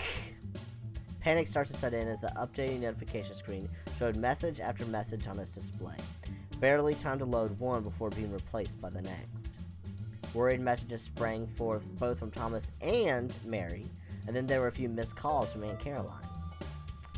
I'm gonna pretend not to have seen those. He shot off replies to Thomas and Mary, apologizing for the delay and telling them he would see them soon. His heart sank as he got to the final notification to see that there was still nothing from Leon. Just what are you up to, man? Why were you at the inn? Why won't you get back to me? His words were followed by another heavy sigh. He was doing that a lot lately. Okay, to the cafe to apologize, grab some grub, and then Leon. I haven't been to his new apartment yet, but I'm pretty sure I know where it is. I really need to get a car. This is becoming a commonly recurring thought for the young man. Once more, Micah left his apartment, his eyes already burning at the thought of yet another bike ride. Why don't you just call him on the phone? Like, you don't have to go to the cafe in person. You could just... Oh, Micah! Oh. Before he knew what had happened, the pink-haired owner had launched herself at him and pulled him into a hug. Oh my, we've been so worried about you. Thomas told me of some of what was going on, but we didn't expect you to disappear for a week. Don't worry us like that. A relieved chuckle came from behind her as Thomas exited the kitchen. Let him breathe, Mare. You'll spook the customers. Sorry. It's okay. I'm really sorry to have worried you. Thomas strode towards them, stopping only to apologize to an elderly couple seated at a nearby booth for the commotion. Luckily, they seemed to find the interaction charming. Well, as long as you're okay.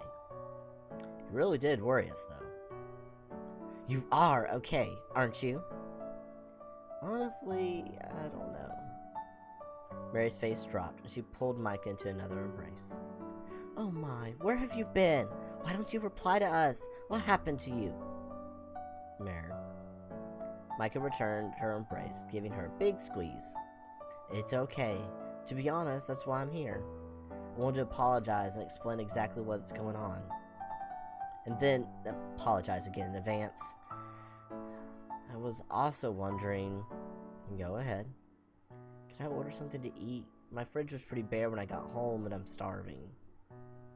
He gave the couple a sheepish, apologetic look. Of course, let me whip up something for you. On the house, obviously. You don't have to do that. Nonsense. But complain about it, and I'll charge you double instead. Micah snorted as Thomas shook his head, a smile planted firmly on his face. Thanks. You really love these two, more than he could put into words. Grab a table, and we'll bring it to you when it's done. Then, you tell us everything. Micah nodded, taking a seat at a nearby table. In record time, Thomas once again appeared before him, proudly holding before him what was possibly the largest burger Micah had ever seen. Sorry for the wait. Dig in. He didn't need to be told twice. Thomas took a seat opposite him, smiling. Micah listened to the sounds of the cafe as he ate, Mary happily chatting away to customers, the clatter of cutlery on plates, quiet conversations, and those, not so quiet, between family and friends. There was rarely a time that the cafe Mary met wasn't brimming with people. For some reason, though, today, he felt out of place. He didn't like it. He looked at a sword smile. Wiping the crumbs from his mouth, Micah sighed. Oh dear. Appearing at the side of the table, Mary ruffled Micah's hair, earning a small smile. Everything, huh? This is going to be a lot. Micah took a deep breath. He wasn't even sure where to begin. Just take it one moment at a time. We got you, Ma. Smiling at his bosses, Micah recounted his previous day. Arriving, the cats, the guy living there, Leon. During his account, neither said a word. They just hung onto every sentence. He left out some things, of course. The guy's tail, the creature.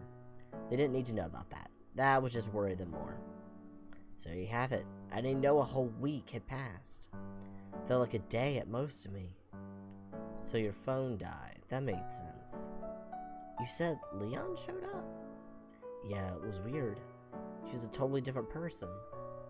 Have you guys seen him since last week when we were here? No, we haven't. I'm sorry, honey. In fact, no one has seen him since then. This grouchy old man came stomping through, demanding to know what happened to his son. Like we know. A subtle gasp escaped the redhead. He guessed who the grouchy old man was, but he would never have expected he would come looking for him personally. Where was Leon that even his own father had to search for him? Thomas put a comforting hand on her shoulder. Any idea where he might be? I'm going to try his apartment, but I wanted to come here first. Too, you do so much for me. I didn't want to apologize over the phone. Ma, you're such a sweet boy. Don't sweat it. I knew you might not have a signal. A week was a little bit much, though. Yeah, agreed. Mary and Thomas shared a look. They could tell just how much was weighing on Micah's mind. There was something about these two that Micah couldn't help but notice. Every time they looked at each other, they just looked so in love. It was like nothing else existed when they made eye contact. Never failed to make Micah smile. But he didn't like that worried expression they both had.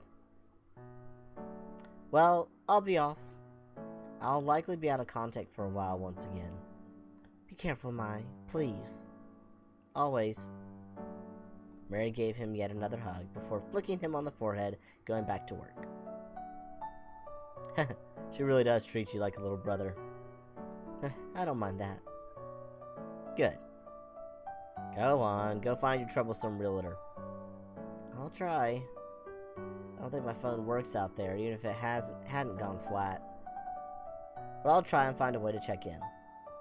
Thomas ruffled his hair. Don't worry us like that again. Got it. Alright, I'm off then. Thanks again. I mean it. Out of here already. Micah laughed.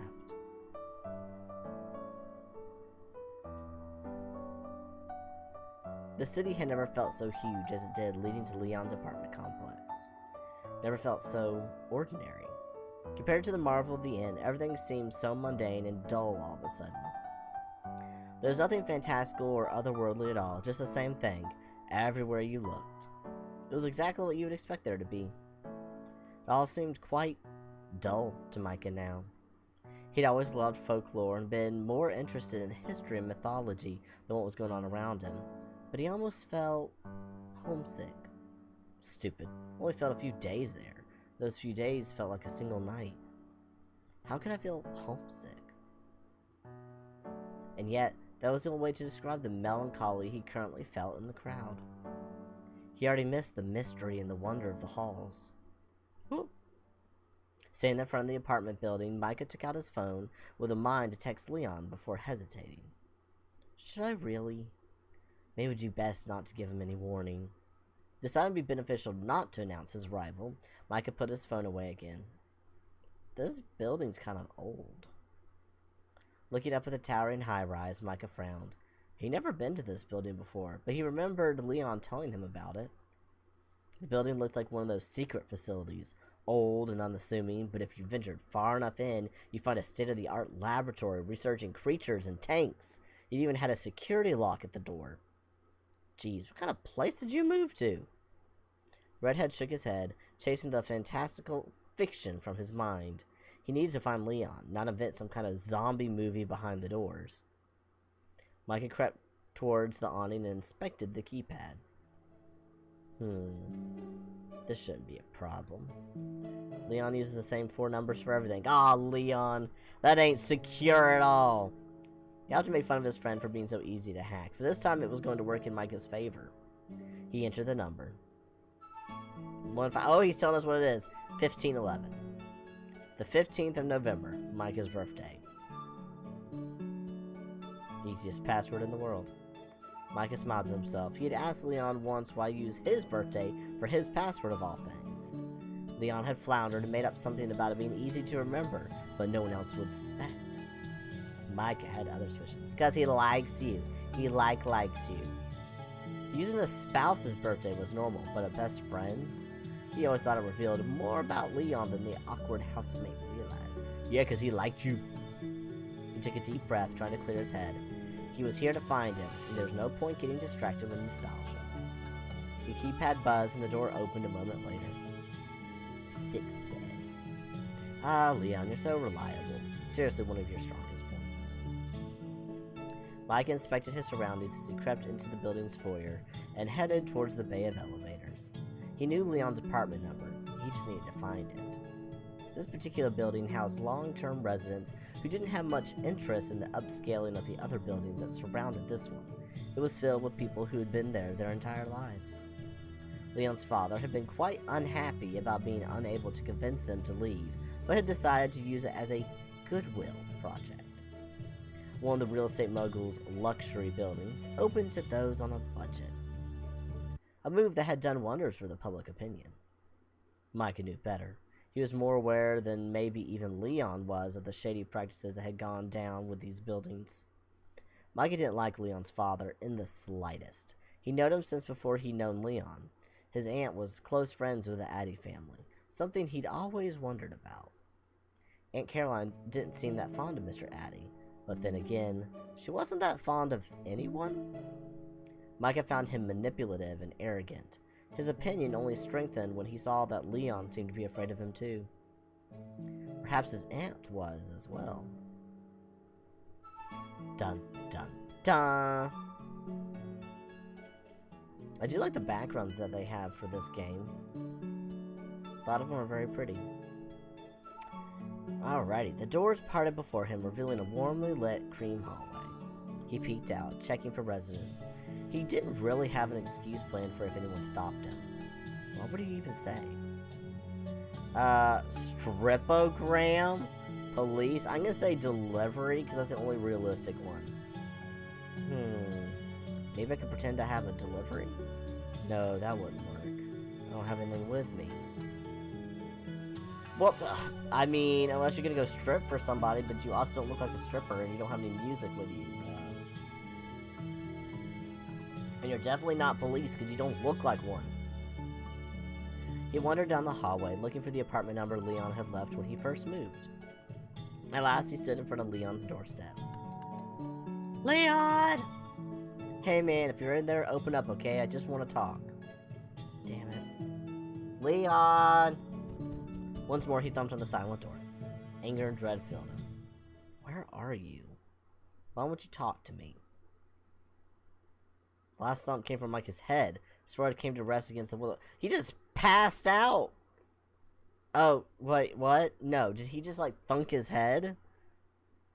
I'm confused. His little animated character went down like he went in the ground. Slowly, he slid down the door, all hope of finding Leon oozing from him like a depressed cloud. Back against the wall, head drooped, he waited. And waited. And waited. What felt like hours had passed. Somehow, Mike had gone from sitting against the hall to lying on the hallway floor. That's desperation. Just call that man. He was lost in thought, wondering how difficult it would be to pick a lock, when a voice spoke up. Are you okay down there? Oh, poor residents of this place. I think he's crazy. Jolting upright with a start, Micah stared into the face of a young woman.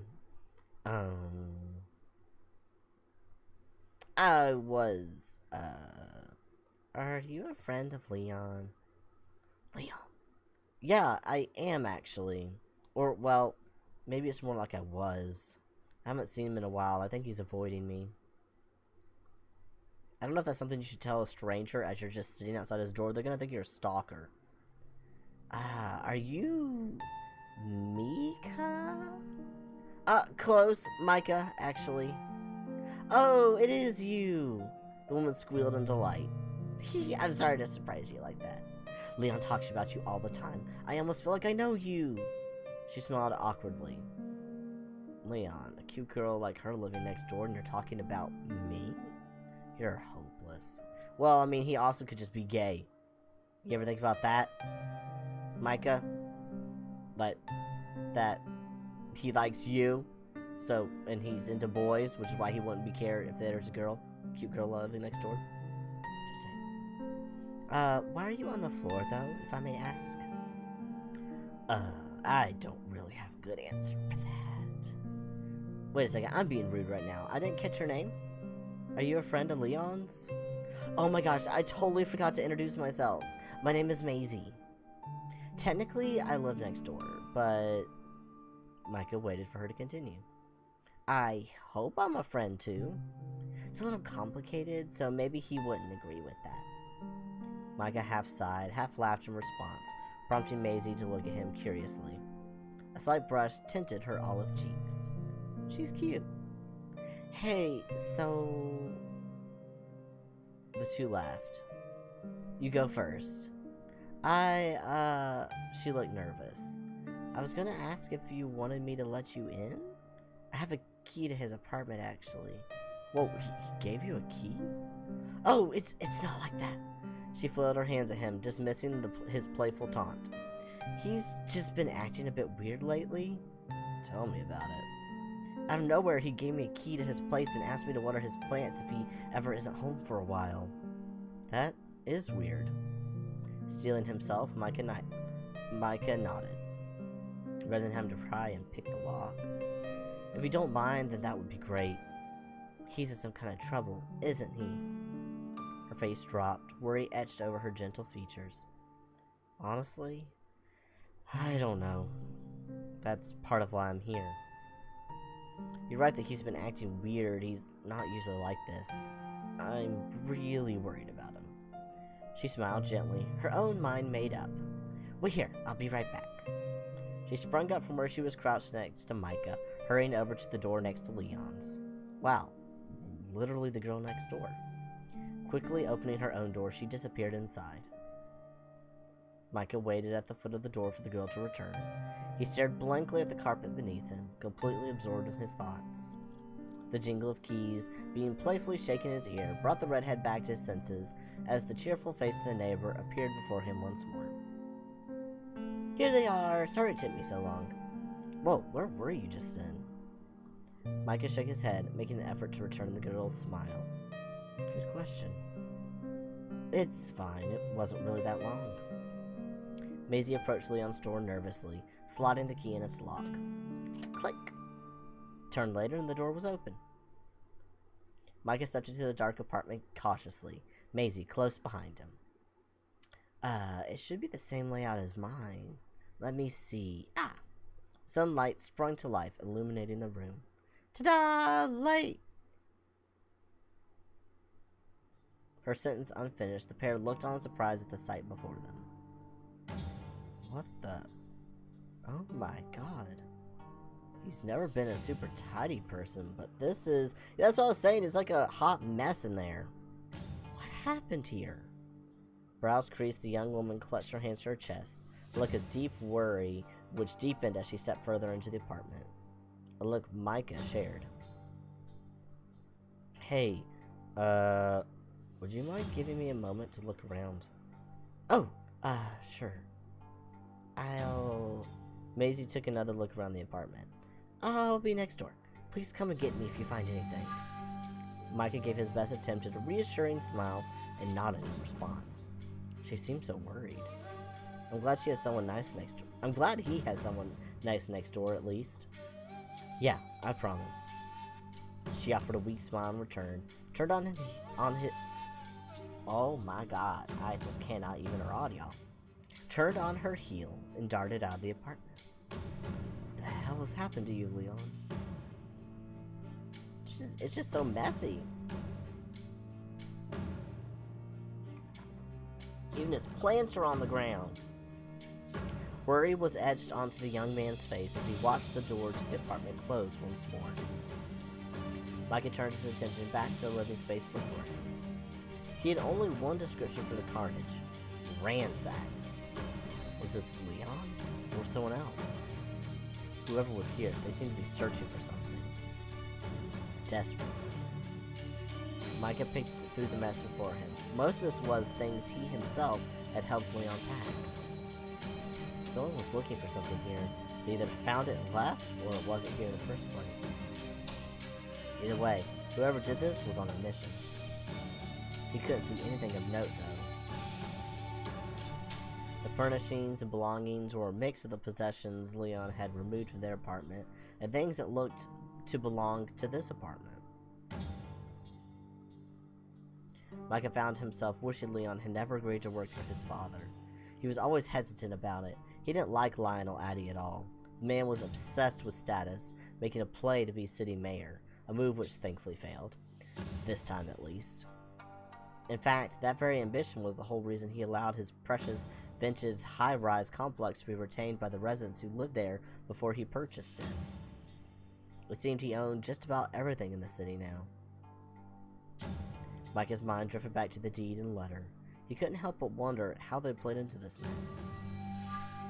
A mysterious property with no real owner? A deed showing up out of nowhere only to get stolen by the son of a property mogul? Micah shook his head. He didn't like this. He would start descending into conspiracy theories if he wasn't careful. A few moments of carefully examining the room, and Micah had had enough. I want to tidy it, but that's me. Me looking at any mess. Man, I want to tidy this. Even if it's not my place. Let me just pick this up for you. Don't mind me. I'm just going to organize. Let me just stick all these things. Look, this box fell over. We just can put all this back in the box. Set it up. Put the drawers back in. Fine. If I do, he'll know someone was in here and freak out. True. Always ask for permission first. Designed to leave the mess how he found it, Micah moved to retreat from the lonely apartment. Goodness, here we go again. Walking headfirst into the fretting young woman lurking behind the door. Ah, I'm sorry. I didn't want to disturb you, but I was getting worried. What was her name again? Something. His head was too full of other thoughts to recall her name. Did you find anything out? Micah sighed, rubbing his forehead as he mulled over his answer. No, not really. Stepping back into the apartment, the redhead slumped against the wall, his eyes looking over the messy apartment in front of him. A few minutes later, the young woman joined him, her face mirroring the distress of Micah's own. Do you need anything? I'm not sure if I can be of much help, but I still would be happy to do anything to help Leon. Surprise gave way to guilt as Micah regarded the young woman. Didn't expect her to show up again. Oh, if you're hungry, I have banana bread. I figured Leo wouldn't have anything in here. Maisie giggled at Micah's surprise and held out a plate. Her cheerfulness faded fast, however, looking around the apartment, her face fell. I knew he wasn't happy having to move here, but... She sighed and took a seat at the dining table. Setting down her treats, she gestured for Micah to dig in. Yeah, this is something else. I get the feeling someone was looking for something. Or did he do this himself? That's concerning. A sad look spread over the young woman's face. She looked conflicted. She was definitely hiding something. This really isn't like him. He usually can't keep away, and now I can't even contact him. Last time I spoke to him was like he was possessed. Micah's eyes went wide. Last thing he expected was to get information from the cute neighbor. So she really does know something. That's unexpected. Although I suppose the neighbor would have some kind of insight. The woman slumped forward, her auburn hair hiding her face. Hey, you know Uncle Lionel, don't you? I get this feeling this is something to do with him. Wait, Uncle? Another unexpected hit. Uncle Lionel? You're Leon's cousin? She gave him a guilty glance. The redhead did know Leon had other family, but he had never personally met them. This woman seemed to really care about him, though. Made him wonder why he'd never heard Leon speak of her. I don't know what's going on with him. He won't tell me. Started almost as soon as he got here. Do you know when he left? Not long ago. Micah took one last look around the trash department. Hey, if it's okay, I'm just gonna wait here for a while longer. See if he decides to come back. She looked at him in surprise, her warm brown eyes watching him as he sat thinking about his next step. We should take this party outside before he busts us in here, huh? The pair stood in unison. It felt sad to leave the apartment in the state it was, but it would have been so simple to tidy it up. Leon's cousin was correct, though. It would probably be better to not let in that they were inside without him. There was something depressing about that thought. There was a time he wouldn't have even thought about it. Micah stood to the side as Maisie locked the apartment once more. He wasn't sure what to do now. Would Leon even come home? Good luck, then. I'm glad he has a friend like you. Thanks. The kindly neighbor gave Micah a sad smile and returned to her own apartment. She was nice. Cousin, huh? That was certainly unexpected. At least there's someone here who's friendly. Several minutes turned to several hours as Micah waited by the door, once more spread out on the floor. I should go home. He's not going to return. Occasionally, the melancholic young man occupied himself exchanging text updates with Thomas and Mary. In the end, Thomas had decided to take pity on the lonesome redhead, resolving to come retrieve him from the hallway. Still, should I leave if there's even a slight chance of him coming home? Micah bit his lip as the dread of the thought overwhelmed him. The sound of clattering objects startled Micah out of his melancholy. The redhead's eyes darted towards the noise. Before him stood his best friend, like a deer in the headlights, a stunned expression on his face, and an assortment of grocery items around him. Like he's been to the convenience store for like 8 hours? Micah opened his mouth to greet his motionless friend. Leon, wait, no, don't run away! Wait, he did not. Unfortunately for Leon, Micah was far more athletic. Unfortunately for Micah, Leon seemed to suddenly have the sprint of a gazelle. Dashing 3 floors down the emergency exit staircase, both men erupted through a door to an alleyway in the side of the building and out into the bustling street side. When did he get so fast? I've done way too much running lately. Leon, stop running! Leon shook his head, his eyes looking anywhere but at Micah. No, no, no, no, no, no, no, no, no, no. Leon, please. Micah reached out for his friend, just missing him as he retreated to the opposite side of the crosswalk, Micah close behind him. Whoop. Oh, you're about to get hit by a car. Despite their chase, both men had still observed the etiquette of the roadside. The traffic light was red. Micah checked that. He saw Leon check that. The walk signal was green. Time seemed to slow, an agonizing blur of color. His heartbeat thumped in his ears. His name was being screamed. The screeching of tires. Did you just gonna get hit by a car even though you were crossing during the... Were they just running the light? He was going to die. No, you can't die. This is the beginning of the game. Taken out with some asshole running a red light. Fuck. What else really goes through someone's head at a time like this? Something did. An image. He wasn't quite sure why, but he found himself thinking of a face.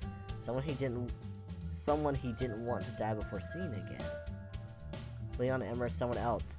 Is this where I get to pick my love interest? I'm gonna say Emrys because I miss my Catboy, and I feel like Micah would care more about Leon, but me personally, I care more about Cat. So we're gonna say him because I'm playing the game, not get to make my decisions. The limited decisions I get, I will always make the horny decision for the Catboy. So, him. Emrys. He hadn't known the man long, but he had promised to return to him. He tried to warn me I'd be in danger, but I never expected this. He reached out for someone that wasn't there. He was afraid. He was angry. But above all, he hoped that the end would be alright. His heart constricted at the thought of never seeing them again. Even that moment, a moment suspended in time. He just stand there like, huh? All Micah could see was a sad expression on Emrys' face as he left.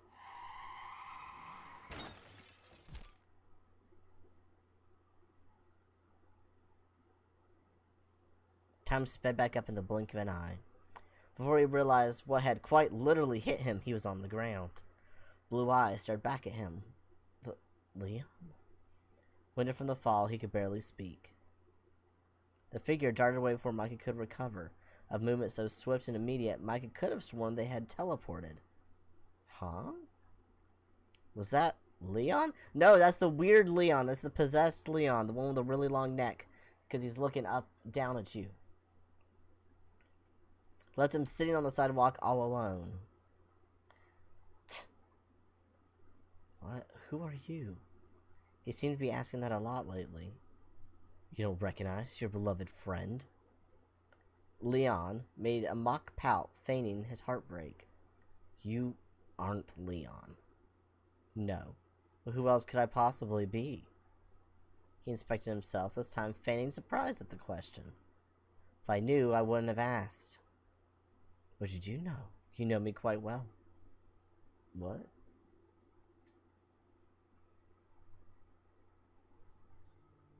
A swirling haze of thick black shadow and blue sparks surrounded Micah in an instant.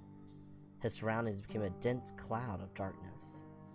He wasn't even sure if he was still in the same spot. A familiar sensation of both nothingness and opposing paranoia of being distinctly aware that he was not alone. It's the same as back then. The dream with that cat. Yeah, the little horn, the evil horn guy. Long talon fingers snaked their way around his throat, clenching in an iron grip. Yeah, this is the other guy. Whoever that is. Hello. We haven't figured out. So is he possessing Leon then? Is Leon actually a love interest? I would assume he's the third love interest, or is there only two? Oh, I'm so confused. His mind raced as the feeling of other formed itself around him. A low, chilling voice whispered in his ear. He had felt this before. He had heard this before. But where? Right. That dream. Do you recognize me, dear prince?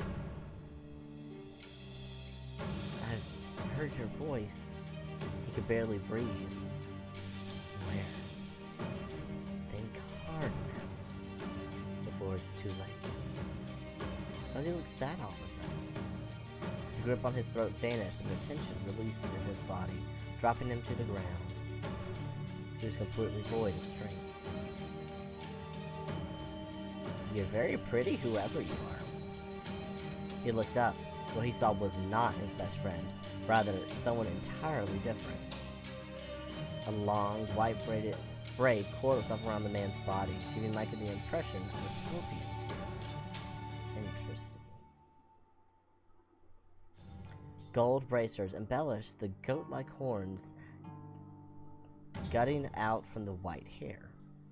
They're broken. Something about this man made Micah want to reach out, want to touch the injured protrusion. Oh yeah, one of his horns was broken. Who are you? Please tell me. Yeah, because I was way back up. Yeah, because this one snapped off. This one's normal, but that one's broken, did it? He felt fragile, small, a child wearing adult clothes. He had war drums in his ears. His heart raced. You smell like the feral cat, yet you act like everything is a mystery. You know nothing. Why do you think I'm doing all this? Our path leads to nothing but more questions. None of this makes any sense. Why do I know you? Why does my head feel like it's being cracked open from the inside every time you get close? Right, it's him. The headaches happen when this thing makes an appearance. The realization led Micah to a stunned silence, unable to do anything other than stare at the entity before him. The unknown man observed him, his face almost showing pity. The toned figure reached out towards him before he froze, as if his mind changed. His face morphed into a vicious grin. Goodbye, my dear, for now. Do try not to die. Yet. Your role has only just begun. Rip and he gone. The dark smoke billowed around the white-haired man's face, the voice hissing out from deep within it. Wait! Let him go, grab hold of him? Oh. I don't know if you actually can. Hold on, let me save real quick. What happens if I try to grab him? Am I gonna die? A compulsion like it didn't understand gripped him as he watched the dark smoke obscure the figure before him. If he let this being leave, would he ever get a chance to speak to him again? Ever get a chance to hear his answers? The redhead lunged forward at the rapidly fading entity, clammy hand finding purchase around his slender wrist. He was cold to the touch and almost translucent. He didn't feel real. With a serpent speed being whipped around and once again an iron grip fastened around Micah's throat. In moments like this, one should fear for one's life. And yet, whatever this being was, he had that overwhelming feeling that he didn't actually want to hurt him. The white-haired man simply regarded Micah with a deep interest, seemingly almost pleased to have been stopped. The grip on Micah's throat loosened once more. The hand traveled up, caressing his throat before squeezing his cheeks to a comical pout. Enough of your babbling, little prince. You tempt fate. You tempt fates you are not prepared for. Do you seek death? Toothy grin revealed jagged teeth, much like a shark. What is this guy? Goat horns and shark teeth? Can you let go of my face, please?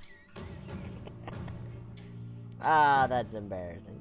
A twitch in the corner of the man's grin betrayed his threatening expression as amusement as he released the redhead from his grip. You would do well to run back to your safe little life. Says the guy that keeps showing up to harass me. I just want to know who you are. Who I am. Clearly not expecting Micah to have called him out directly, the man's face morphed in surprise, quickly dropping into a stern frown. You said I have a role to play, but what does that mean? Why are you so familiar? A complicated face stared back at him. The man seemed unsure of how to respond. A momentary lapse in expression before something darker returned to his pale eyes. The man's face twitched, guttural snarl escaping him as once more he faded into nothing but smoke. Well, fine then. What's that? Something told Micah this being was not at all what he seemed. He just couldn't let him leave with Leon again. Thoughts swirled in his mind as the space began to waver and flicker before him. The bright city crosswalk came rushing back to Mike in an instant, his eyes seared with the abrasiveness of sudden light. The man no longer stood before him. He was alone. Leon was still stationed on the other side of the road, and he wagged his finger at him as he attempted to stand. Dread filled Mike as he watched the innocent blue eyes of his best friend go dark. Now, more than ever, Micah was scared. Leave him alone! Micah attempted to stand, to rush to his friend's side, although he didn't know what he would do once there. What was all these half-naked guys with powers all of a sudden? It's almost as if I'm in a dating simulator. Damn it, why are they all so naked? Ugh. Don't you just hate it when naked hot guys just keep showing up? Ugh. Terrible situation to be in. What's happening? This feels different. Was this the change before he vanished? That darkness behind his eyes? Oh, what the? Oh, that was weird. Chuckle emanated from within the body of his friend, and a horned shadow formed behind him, Leon's face stained with terror. The more you think, dear Prince, the more trouble you get in. You cannot have this idiot. Long-fingered hands snaked around Leon, squeezing his cheeks in mockery. He's a quality rat alert system. Micah stared at the man in horror. Such malicious energy dripped from this entity, and yet he felt it actually didn't want to hurt them. You just keep saying that like you're trying to convince the reader of it. Something dark and sinister clung to the aura surrounding it, something that didn't feel quite attached. Fury overtook Micah as he stared down the entity. He moved to stand, stopping immediately as a clawed nail dug into Leon's throat. A single drop of scarlet blood trickled down the brunette's throat. The redhead gritted his teeth, remaining in place. The longer that shadow lurked before him, the more he had to strain to ignore the throbbing in his skull. And out we go. Pain gripped Mike as he clung to his head. He felt it again, tearing and pulsing through his skull, shooting tendrils of searing heat behind his eyes, molten agony rolling down his spine. Bye, Ghosty. The man casually walked away. Lazy wave offered as he vanished into the cityscape. Bye. Alone in the gutter, Mike was left to nurse his mystery ailment. Who was this goat-horned stranger? Why does his head feel like it was exploding every time he got close? Why did he feel like his whole existence was beginning to unravel? Hey! Little cat child. Are you the human version of the cat we were carrying around earlier? Whatever his name was. Because you've got little kitty cat ears that are like wrapped up in your hair or something. Hey! Hey! Of course Leon gets his dumbass haunted.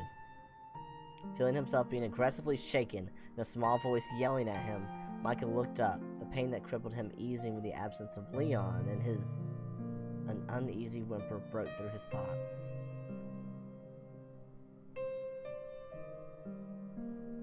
Huh? What the? Now what?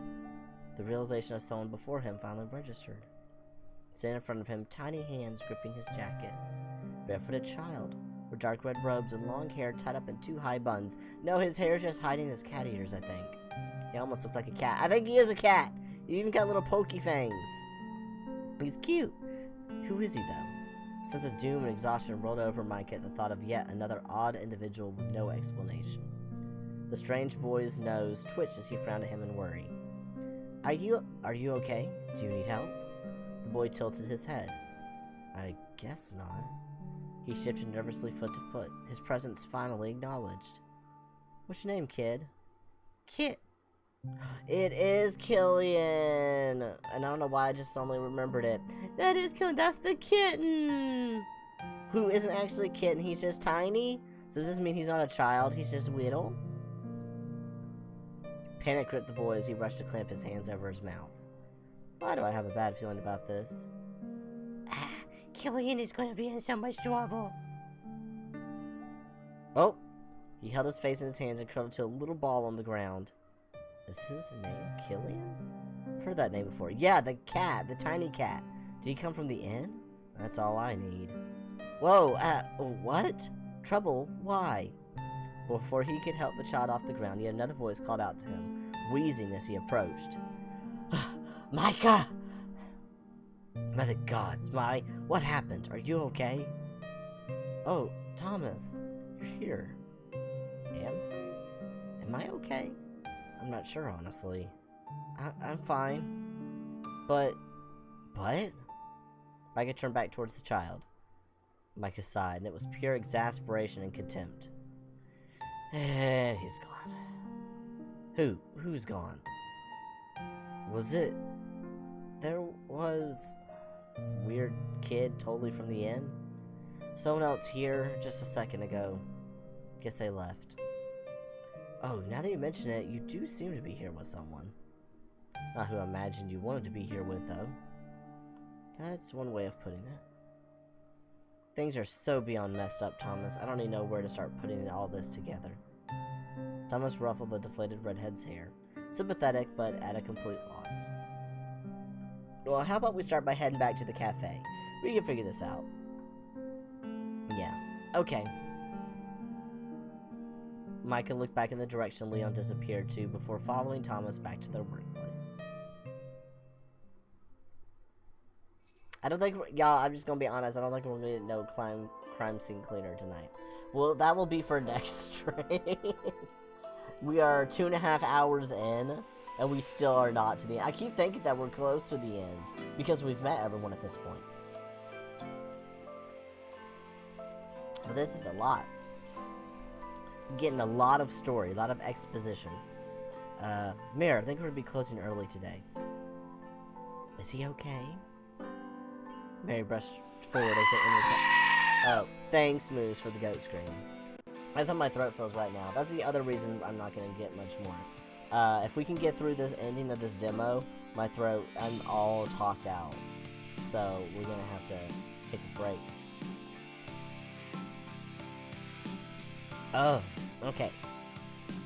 It's hard when you're only a semi-verbal person, when you do a lot of the talks. And these games are even more than my normal gameplay, because normal gameplay I'm just making comments and chit-chatting, but it's because I'm reading. It is just a lot of words. It's a lot of words for my little self. Mary brushed forward as they entered the cafe, Thomas barely able to finish his sentence. Hey, Mary. Again. We're closing. Thomas glanced at Mike in amusement, who offered a weak smile in return.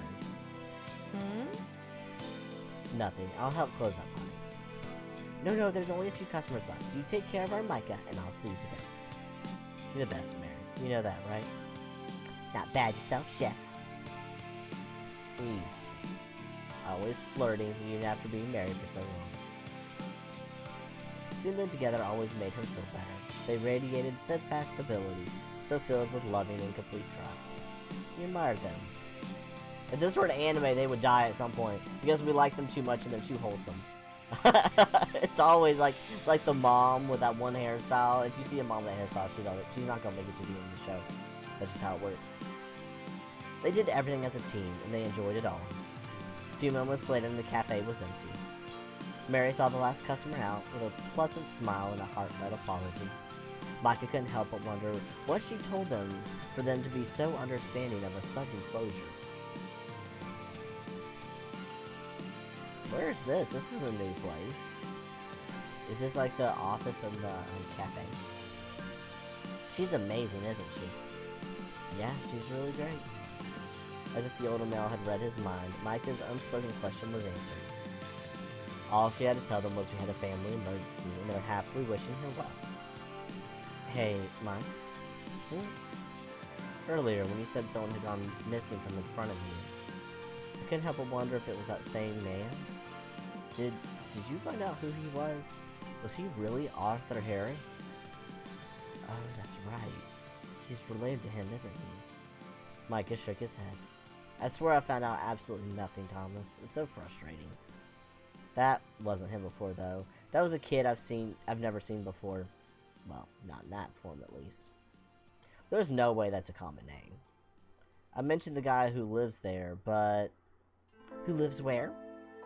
Ah, welcome back, love. All locked up. Now, why don't I make all of us some hot chockies and we can talk? Sounds amazing, Mary. You really know what to do to cheer me up. Well, that's my job, isn't it? To look after my favorite little Micah. I'm hardly little. Micah flushed slightly, but Mary just laughed as she left to make their drinks. The way Mary made her hot chocolate was addictive. It made every fiber of your being feel warm, relaxed, comforted. Plus, it was delicious. That always helped. Thank you, Mary. Now, where were we? Something about living somewhere? Yeah. I was just talking about the guy at the inn. Ah, the mysterious resident of the equally mysterious inn. Did he really not answer any of your questions? Well, now we're useful, at least.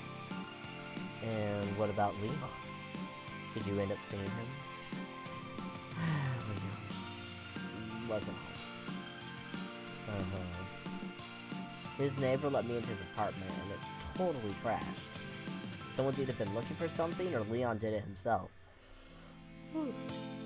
Good gracious. Maisie couldn't tell me. Neither are great options. You said in your text you met his cousin? Micah nodded, confirming her comment. Yeah, Maisie, she's his neighbor. So, I'm gonna have to... I have thoughts. I'm trying to think of the best way to form my thoughts. There's one thing that this visual novel or dating sim is very novel. And I put that as in, there's a lot of exposition in this one. And one thing that I kind of wish they had left out were things like this, where they're re-summarizing everything that came back. I feel like that's not necessary, and it just kind of increases your word count. For no reason, like, nothing is really happening in the story. It just makes it drag a little bit. And, like, we were there, we saw what happened. You could have come in, had him come to the cafe, and be like, Micah told them all that happened. And that's it. Like, I just feel there's certain parts of the story that are dragging a little more than they should, especially when we repeat stuff, like whenever he has conversations, talking. Oh, there goes Stream Elements. Stream Elements finally figured out how to make it, how to show up. But yeah, I just feel like sometimes the story is dragging a little bit, which makes it so long. Which again, it's still a very good story. I'm very much enjoying it. There's just some exposition that I feel could have been cut down. Or it'll say, like, it'll take like 8 lines to say the same thing that could have been all on one line. I don't know. That's just me being particular. That's the QA analyst in me that comes out. I can't help it, okay? It just wants to, dig, okay? It can't not pick. My brain's too trained to pick. I don't get why he keeps avoiding me. If I'd done something, he's in trouble, sure, but what he's in trouble with seems to have something to do with me. No, honey, don't think like that. I'm sure you haven't done anything. It all started with his new job, right? Seems so. Right, Mai? Micah nodded slowly. That's right. His job. I've been focusing on the end, but maybe it's not the end at all. Maybe it's the job. No, we know very well it's the end. Like, he's literally possessed from an entity that he found after going to the end. Like, this... No, it's definitely the end. Maybe it's something to do with his father. Well, his father is involved. I will say that. His father has something going on. But it's definitely also still very much linked to the end. Guys. The 3 colleagues jumped as an aggressive rattling caught their ears from the cafe entrance. Someone really wants to come in. Someone's at the door? It's okay, I locked it. They'll just come back another day. Sounds like they really want in. I'll go check. You two wait here. Well, Thomas is about to go die. He's gonna get murdered by whoever's trying to get in the front door. The chef slowly raised from his seat and ventured into the cafe dining room, leaving behind a thick tension as the remaining 2 waited for him to return. Mary fidgeted, straining her ears to listen to the frantic exchange at the cafe entrance. Oh. It's Leon. A few minutes passed and Thomas returned, with a weepy brunette in a brown suit. From their cozy spot on the couch, Mary and Micah jumped to their feet in shock. Leon? Micah sprung from his seat next to Mary, tripping over the coffee table which separated the 2 men. Wasting no time in interrogating his friend, and conscious that he had a record of running away, the redhead gripped his shoulder, shaking Leon slightly. The blue eyes that stared back at him brimmed with tears. I'm sorry. No further words were spoken by Leon. No coherent words, anyway. Why don't you go sit down? Mare, another cocoa? Mary nodded solemnly and made herself busy, making the group more mugs of her famous hot chocolate as Thomas led the 2 young men back to the couch. 1,000 questions fought for attention in Micah's mind. So much had happened, and none of it made sense. Leon... Are you okay? Only one question truly mattered in that moment, however redundant it was. Leon's lip quivered as Micah's concern reached him. How could you ask me that? You almost just died, Micah. You what? Micah's body drooped with guilt. He hadn't mentioned the encounter with the van to them. Oh, I'm sorry, I didn't mean to. Leon winced. It's fine, I just hadn't gotten to that part yet. Kinda true, I suppose. Care to explain, Micah Riley? The chef crossed his arms, eyes narrowed. Shit. You know how I said that a certain someone liked it when he saw me? Well, followed him and some asshole in a van raced straight through the light and almost hit me. Micah! I'm fine. Look, not dead. Completely, fully, totally alive. Nothing to worry about. This is the kind of thing you tell us. Micah offered his employers an apologetic smile, receiving disapproving frowns in return. Okay. I don't really understand what happened myself. It's like everything just stopped. Leon made a complicated face. Then, let's restart. Talk us through it, step by step. Micah glanced at Leon before nodding. They all knew Micah's story. What they didn't know was Leon's. Not even a bit of it. If I'm being honest, I'm much more anxious to hear what happened to Leon.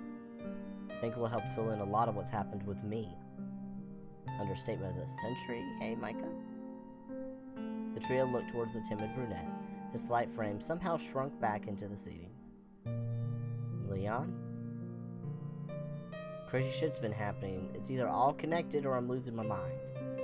Came back here to make sure I was okay, right? The blue-eyed boy nodded. Well, then, help me be. Help me be? Oh, help me be fine.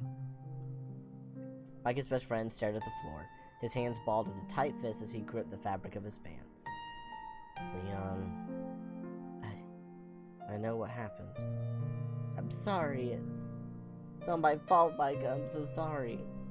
An anguished sob ripped from Leon's throat as he buried his head in his hands.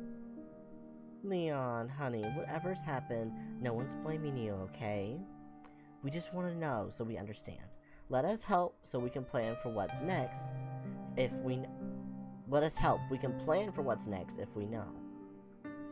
Micah smiled at his bubblegum pink boss. That's a weird description, but okay, we'll go with it. She's so incredible. Okay. Mary's right. If there's danger, isn't it worse not to know? Leon shook his head rapidly, chasing away whatever thoughts lurked in his mind. He nodded slowly. Yeah, I guess. Making up his mind, Leon took a dramatic breath. The cafe trio hung on every word out of the young man's mouth, urging him to continue speaking. I think I'm haunted. Nah, shit, Sherlock. The image of a shark-toothed smile flashed through Micah's memory, a creeping, unsettling feeling taking hold of him. Again, this is all repeating the story at this point. We know this. We already had this conversation about him being haunted. We know. You don't need to say it again. We can summarize it, or let's get there. Let's get to the part of him explaining things. Well, don't like this. This doesn't make sense to me. Like, you were there, Micah. You literally know this being. Maybe someone else saying this line would make sense, but Micah does not make sense. It could make sense. This whole conversation doesn't make sense. After all, there was Arthur Harris. Yes. Ugh, it had to be ghosts. Leon shook his head. Like, that would make sense if we hadn't seen the character earlier, but he literally also made the conclusion that he was haunted, like, in the last scene. So that seems a little weird. I don't think it's a ghost. More, I don't know how to explain it. It's angry all the time. It never stops. That all-consuming anger. Michael listened to his friend in silence, watching as the tears built in his gentle blue eyes. I'm scared of what it wants.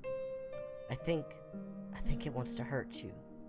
I couldn't live if it was my fault that you got hurt. I'm sorry. I tried to stay away, but I was just so scared. His voice trembled as he uttered those words. Terror and loneliness permeated every syllable. Leon. Unease prickled at the back of Micah's neck. What do I do with this information? A chill crept down Micah's spine as an idea came to him. an image of a flirtatious fanged smirk, piercing amethyst eyes, the teasing flick of the fluffy tail. Back to the inn. He's annoying, but he knows what's going on. I'm sure of that. He did leave with the declaration that he would return with Leon after all. Besides, probably best not to involve Mary and Thomas more than necessary. Sadness welled in his stomach at the thought of his bosses getting caught up in whatever was going on. He was willing to face danger to get the answers he sought, but he wasn't willing to risk them. Never. His mind was made up, but could he get Leon to agree? Maybe this isn't the best place to talk. Mary glanced at her husband as she rested her hands on her hips. A worried crinkle in the chef's brows responded to the action. They're worried about us, Mary. The woman huffed, her cheeks puffing in a pout. How about I give you a lift back to your apartment? I'm sure you'll be more comfortable talking. Just the two of you there? Micah glanced at Leon, his eyes squeezed tight, one hand pressed against his temple. Is it just the two of us? Whoever that was before came from him. What kind of face is that? Are you broken, Leon? Leon, my man. Leon, you're looking a little constipated. What's going on, man? What is this face? I don't know if you should go home with him. He's got something going on. He looks like he's struggling with something. Yes, he does. You alright there? That sounds like a good idea. Thanks, Thomas. The chef nodded, a sadness in his handsome features.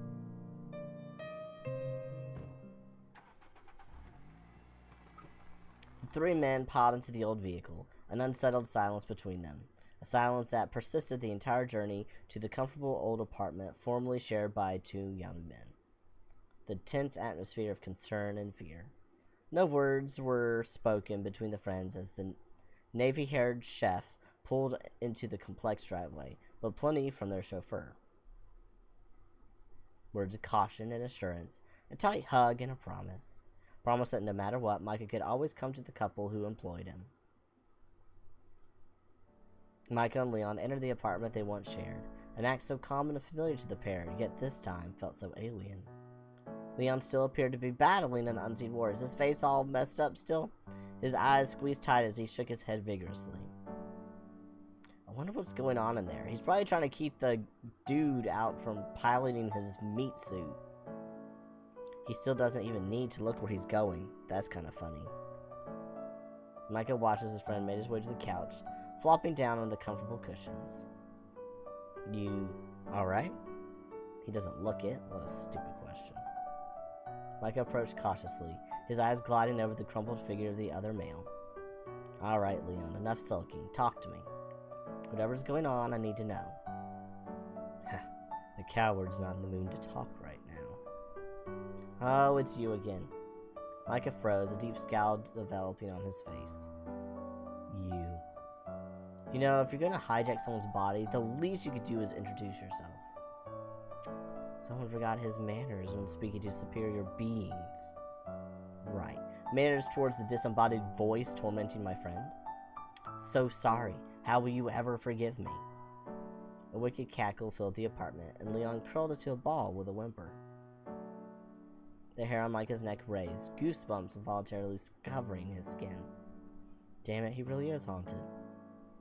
Part of the young man, wanting to flee, to run to his bedroom and bury himself in the comfort of his bedding, and hope it all was a lucid nightmare. But he knew he couldn't. He knew it was real. Somehow he was going to have to get over his ghost fear. He was only afraid of them in the first place because he could see things other people couldn't. Things he was always told weren't real. What a drag. He felt exhausted just thinking about it. You truly do not know to whom you speak. The voice sounded quizzical, a tinge of disappointment. What? I don't. Should I? Once more, the black steam began to leak from Leon's body, like warm breath on a cold day. Creepy little tentacle-looking arms. The distorted air over a heater, thin wisps of steam that formed a denser smoke, drifted from the young man's body. This is weirdly anime? Almost couple. Okay, I see you trying to break the fourth wall. Whoa, easy with the magical girl transformation there, pal. Leon whimpered on the couch. Leon, better not be hurting him. quiet. Ugh, unless you prefer to keep me trapped in the fool's head. As I thought. A tense moment passed as the smoke solidified, and once more the horned man stood before Micah, his long braids swishing behind him. A familiar tinge of pain twinged at Micah's temples as the figure completed his appearance.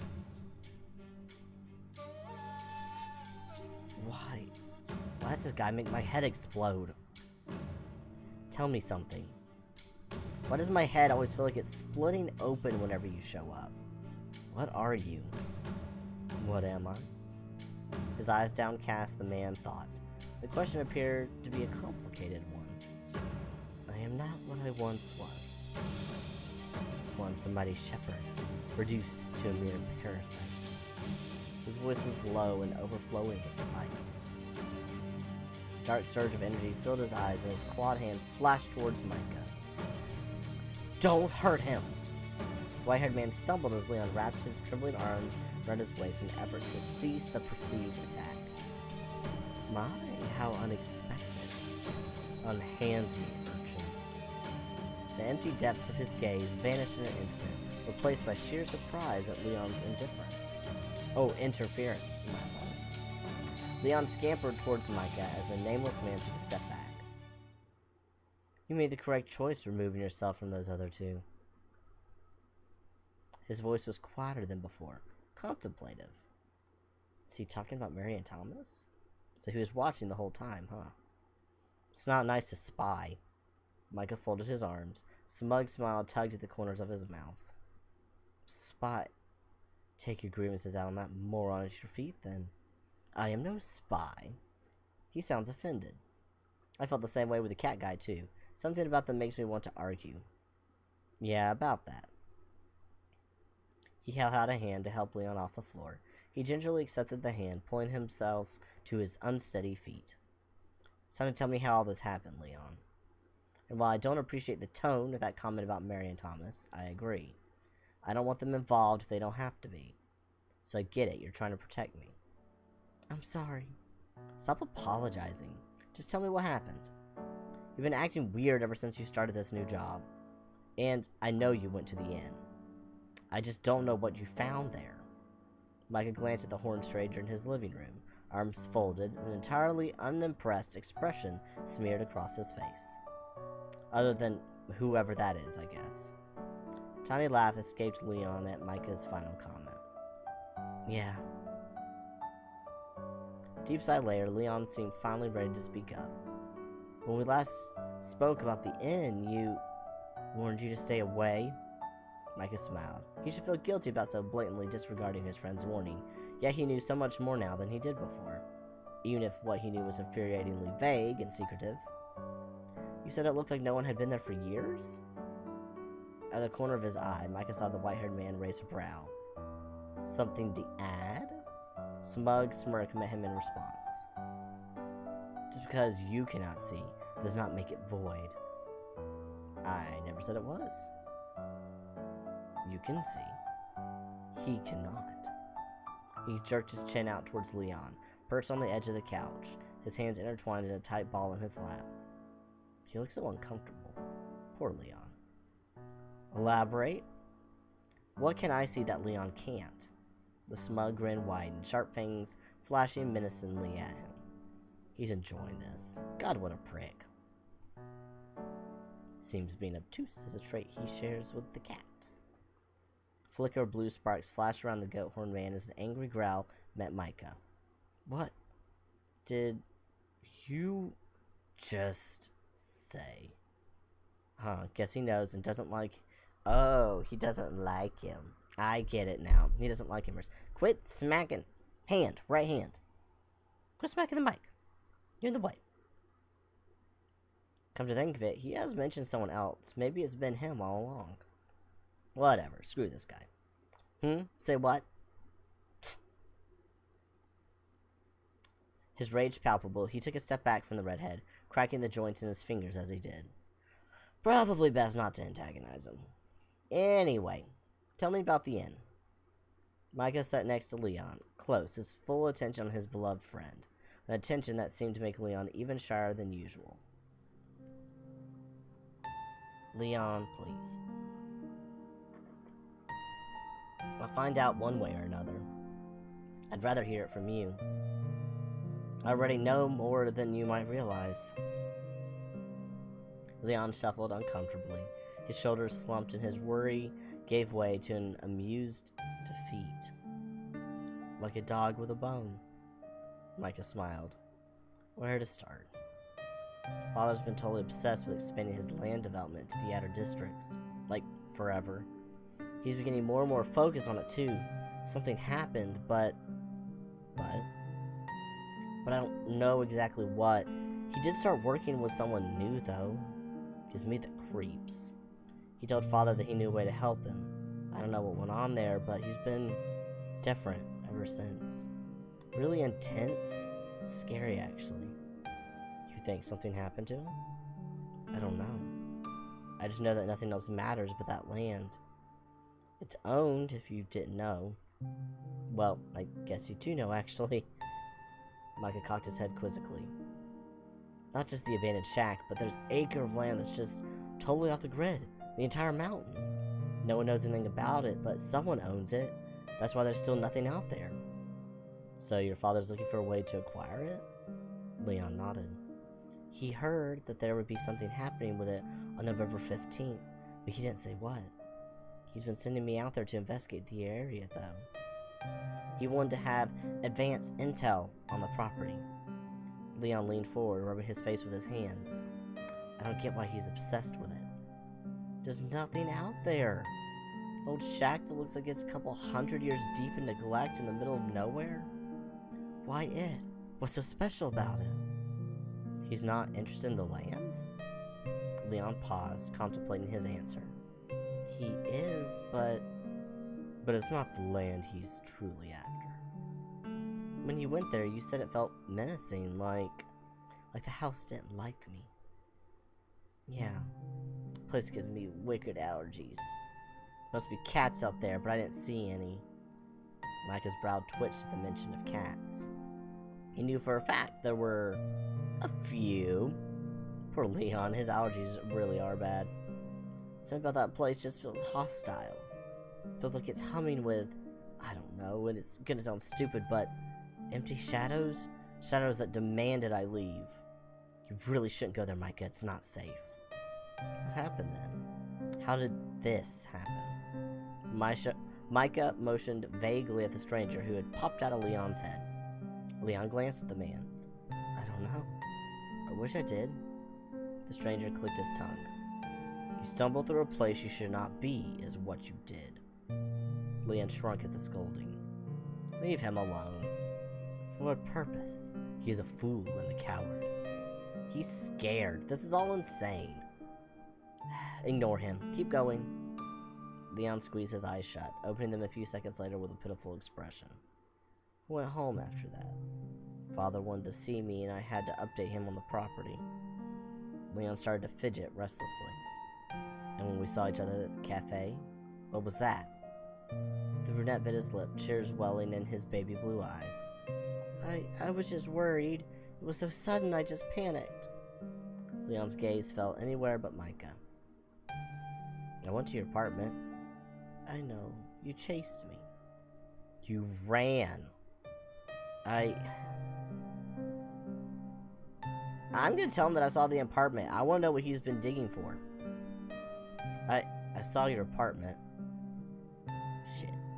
Do I want him knowing I was in his apartment? Yeah, I do. I'm all about honesty, and honestly, we know he was digging, looking for something, or someone was looking for something, and we need to have that conversation. Too late now. My apartment? Oh. Maisie let me in, which was nice of her.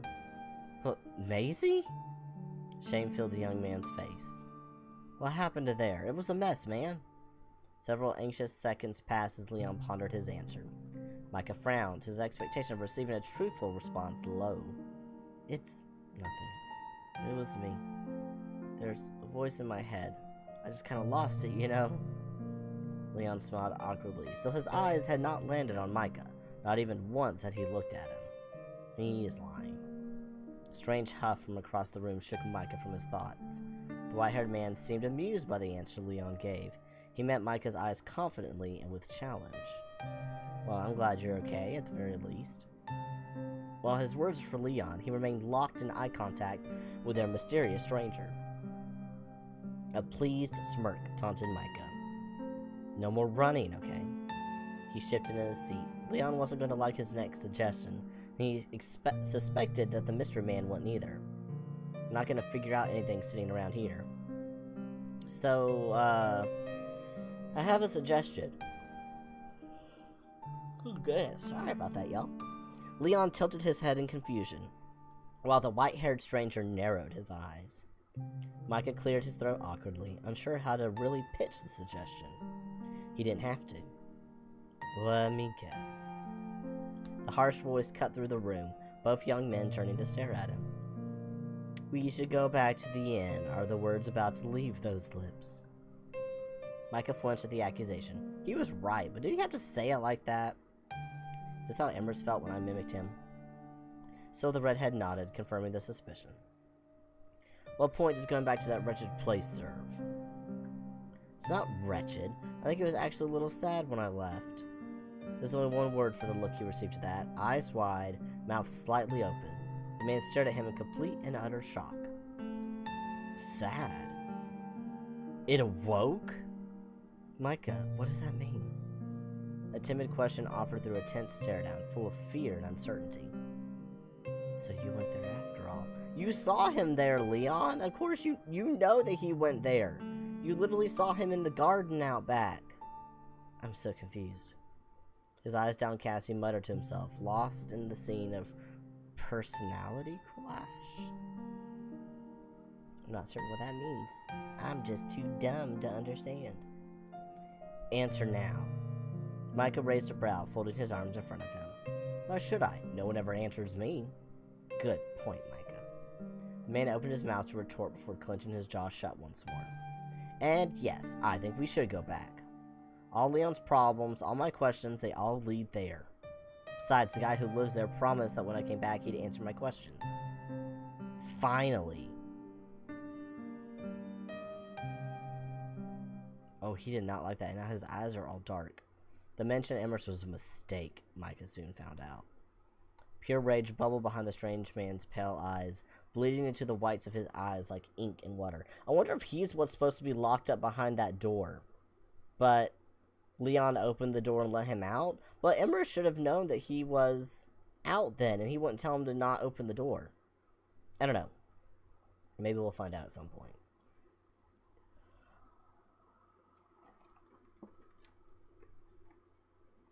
Yawning, and trying to take a sip of the drink does not work at the same time. It's because I'm an old man. Okay? I can't help it. I'm old. After you get 30, you just fall apart, okay? It's a scientific fact. Alrighty. He bared his teeth, an inhuman growl rattling through his ribs. Fuck. Leon whimpered as he shrunk back, his body trembling at the sight. Is this what's been in his head? Oh, Leon. What's happening to him, though? It's like there's something else. Kitten! Thank you for the kitten. Yeah, we're definitely not gonna... Unfortunately, we are not going to make it to, crime scene cleaner at all tonight. So that will definitely be next time, because it has been over 3 hours. We're still in the demo. That's 7 hours total so far on this demo. Oh, I keep thinking that we're close to the end, and then we're not. It kind of feels like we just have the whole story at this point. Like, I'm like, if this is a demo, this is the longest demo I've ever seen. And that's saying something, because I've played, like, whole, like, multiple chapters in other games that are shorter than this, like, past the demo part. Like I said, there's just a lot of exposition. There's things happening, like, there's a lot happening in the story, I'll give it that. But there's just so much exposition. That's why it takes so long. Micah frowned. The thought seemed frivolous, yet still feasible. Was there something living in the head of the entity that hijacked Leon? What? So are you thinking there's a second person inside of him, which is inside of them? Are we, like, nesting dolls this? There's something in the entity. There's an entity in the Leon. Bump of the log in the hole in the bottom of the sea. What is this? A parasite on the parasite? It's fly on the wing on the frog. There's a, hold on, let me see if I can get started. From, flea on the wing on the fly on the frog. Nope. I already messed it up. Hold on. My ADHD brain has to go through it at least once. The flea on the wing on the fly on the frog on the bump on the log on the hole in the bottom of the sea. It's good enough. Confront, diffuse. Oh, I want to confront. Let's see. Save. This might be a mistake. Confront. See what the fuck is going on. Stir them waters. Either way, he was tired of being threatened. Enough. Micah took a few steps towards the snarling goat man. Panicked Leon desperately reaching out to stop him. Nah, poke the bear. I don't know what your problem is, but you need to stop. Yeah, seriously, he just needs to quit being a little bitch. It's just embarrassing at this point. Whatever kind of temper tantrum you're having here isn't the least bit interesting. Yeah, you're not scary. You're not scary. You've done this so many times. I'm not scared of you. You're just being a bitch. The being lashed out, grabbing at Micah's throat, but Micah swatted the hand away. Hell no. I'm not afraid of you. You stop with the hissing. Get a spray bottle of water and just spray him in the face. Micah, be careful. Oh, please. Please, we're not scared of him. Micah ignored the shaky warning of his friend. See, look at him. Look at him settling back. Pout. Pout. Be a sassy little big britchy fuckface. Like, I don't care. I am not scared of you. Foolish boy. Yeah, foolish you. You got... I don't know what's going on with you, but you need to quit having your little hissy fits. Always unaware of danger. White-haired man gripped his face. Sharp nails digging into his skin as he retreated from the red hand. He doesn't actually want to hurt me. See, exactly. He doesn't actually want to hurt you. That's good to know. So what's happening then? Three men stood in tense silence. Micah and Leon watching their near assailant with keen interest. Slowly, the angry mist began to fade, leaving the man panting lightly. That's better. Quit having your little temper tantrums. Cheerful voice and encouraging smile. Micah, I don't think you should be making fun of him like that. What are you thinking? He could have killed you. Micah's eyes never left the being before them. I don't think he would have. Surprise followed by a scowl met him in response. You do not know that. You just seem like a little pouty McPout face. I'm really... you give me baby girl coded vibes a little bit. Like I'm getting Grim from A Date with Death. Also, like, I'm gonna kill you, I'm gonna say... no. No, you're too pretty. Okay, you're too pretty for me to be scared of you. Alright? You got too much cute going on. Alright? I'm not scared of you. You're too pretty. You're Twinkie. I'm not scared of the twinks. Okay? Alright, you're fine. You're fine. He sounded deflated? If you wanted to, you would have already. Exactly. If you actually wanted to kill me, you've had plenty of opportunities, buddy. You ain't done it. The evidence speaks for itself. Leon let out a worried groan beside him. The other man, however, continued to stare at Micah, his mouth slightly open, his eyes wide. Quite surprised by Micah's faith, indeed. Just like before, he's holding something back. Again, until you want to share with the class, I'm just going to go with the knowledge I have. Are you okay now? The man frowned. Are you done having your little pouty tantrum? Are you good now? Are you going to be a good boy? I'll take that as a yes. Micah sighed a heavy sigh, the kind of sigh that empties all the energy from one's body, exhaling pure exhaustion and stress. Despite that, he gestured vaguely towards the being. I still think we should go back to the inn. Actually, because of that, yeah, if you want to be acting up and acting the fool, maybe we get somewhere. Leon, I know you don't like it there, and clearly, neither does he. Just the mention of, Leon's eyes went wide, and he rushed to stop Micah from finishing his sentence. The pair glanced suspiciously at their unwelcome guest. And how do you plan on getting there? It's not a place you just wander into. Leon pulled at his sleeves. Isn't that what I did, though? Oh, he actually spoke to him. He looks so uncomfortable. Wonder if his suit is bothering him. He normally wouldn't wear anything like that. And look what happened. Leon winced and Micah stifled a snort. He's got a point. On both things. It's not close. It took me 2 hours on my bike. I don't actually know how we'd all get there. Micah tilted his head, looking between Leon and the stranger. Guess we could shove him back in your head. Micah! A horrified whine met the redhead. This time he was unable to resist his urge to laugh. Hey, you look exhausted. Your room's still here. Why don't you take a nap or something? I'll try and figure out what to do next. Leon, when was the last time you actually slept? I get the feeling you've had angry grumbling in your head for a while. Get your little emo boy just camped up there? Leon nodded sadly. He was never someone who exuded confidence and strength, but he'd also never looked this vulnerable before. Micah playfully ruffled his hair, jerking his head towards Leon's firmer bedroom. Bed's still in there. It's made too. I, thought you'd probably get bored at your new place and come visit, so I kept it ready. Two things happened at that moment. One, Leon burst into tears, and two, a guttural disgusted noise filled the apartment. Leon hiccuped and muttered some form of thanks as he made his way to the mostly empty room, the room he still desperately wished to be in. A feeling beyond any kind of exhaustion he had ever felt before overcame him as he watched Leon disappear behind the door. He shook his head as the room started to spin. Okay, first thing first. Research. I wonder if I have any books that could be related. I needed a plan. A plan to get back to the inn. A plan to get answers from Emrys. A plan to get through that door. Moving hallways, slower time. Can't be real. But he looked at his bookcase. It looked like a collection of perfectly ordinary books to the untrained eye, but every single book that wasn't related to his university degree were paranormal studies, journals, and biographies. From international mythology to local newspapers with weird stories. He'd always had an avid interest in collecting things like that. While admittedly a strange interest for someone who found ghosts terrifying, he couldn't help but be deeply interested in the history and lore of these stories and tales. Every rumor, every story handed down told a tale about someone or something. Even the wildest tales had some truth behind them.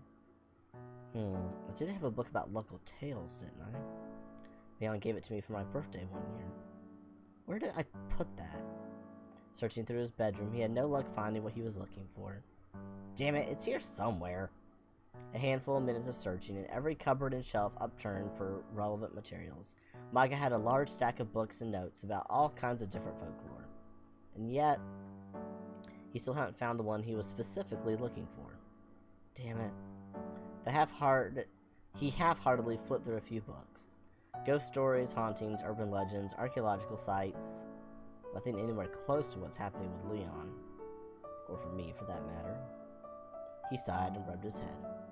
He'd read all these dozens of times. He spent hours searching online for interesting stories and tidbits. He knew there was nothing new that they could tell him now. It's just a useless distraction, occupying a restless mind. A welcome distraction, but ultimately pointless. All the while, a figure watched him from the shadows of the room. A figure so still and quiet, Micah had managed to forget he was even there. Long, slender hand reached out towards him, picking up one of the discarded volumes of Ghosts Among Us, an amused scowl on his otherwise handsome face. Bathed in afternoon light from the large balcony window, the mystery man looked almost ethereal. No, not ethereal. Ephemeral? I don't know that word. I'm guessing it's something similar to ethereal, but I don't know that word.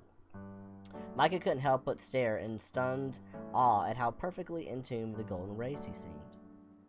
His pale white complexion had a honey-kissed tint.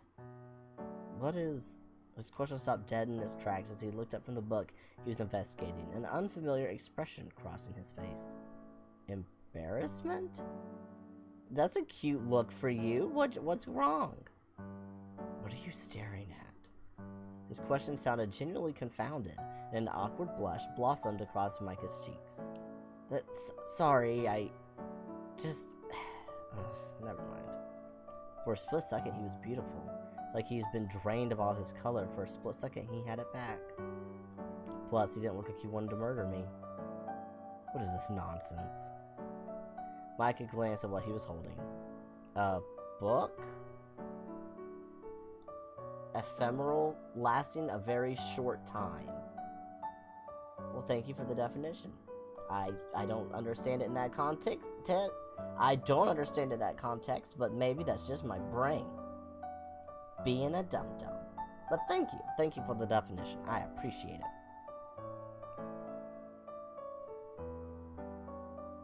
Oh, I was like, what did we do at O? But SiriBot's giving cat facts.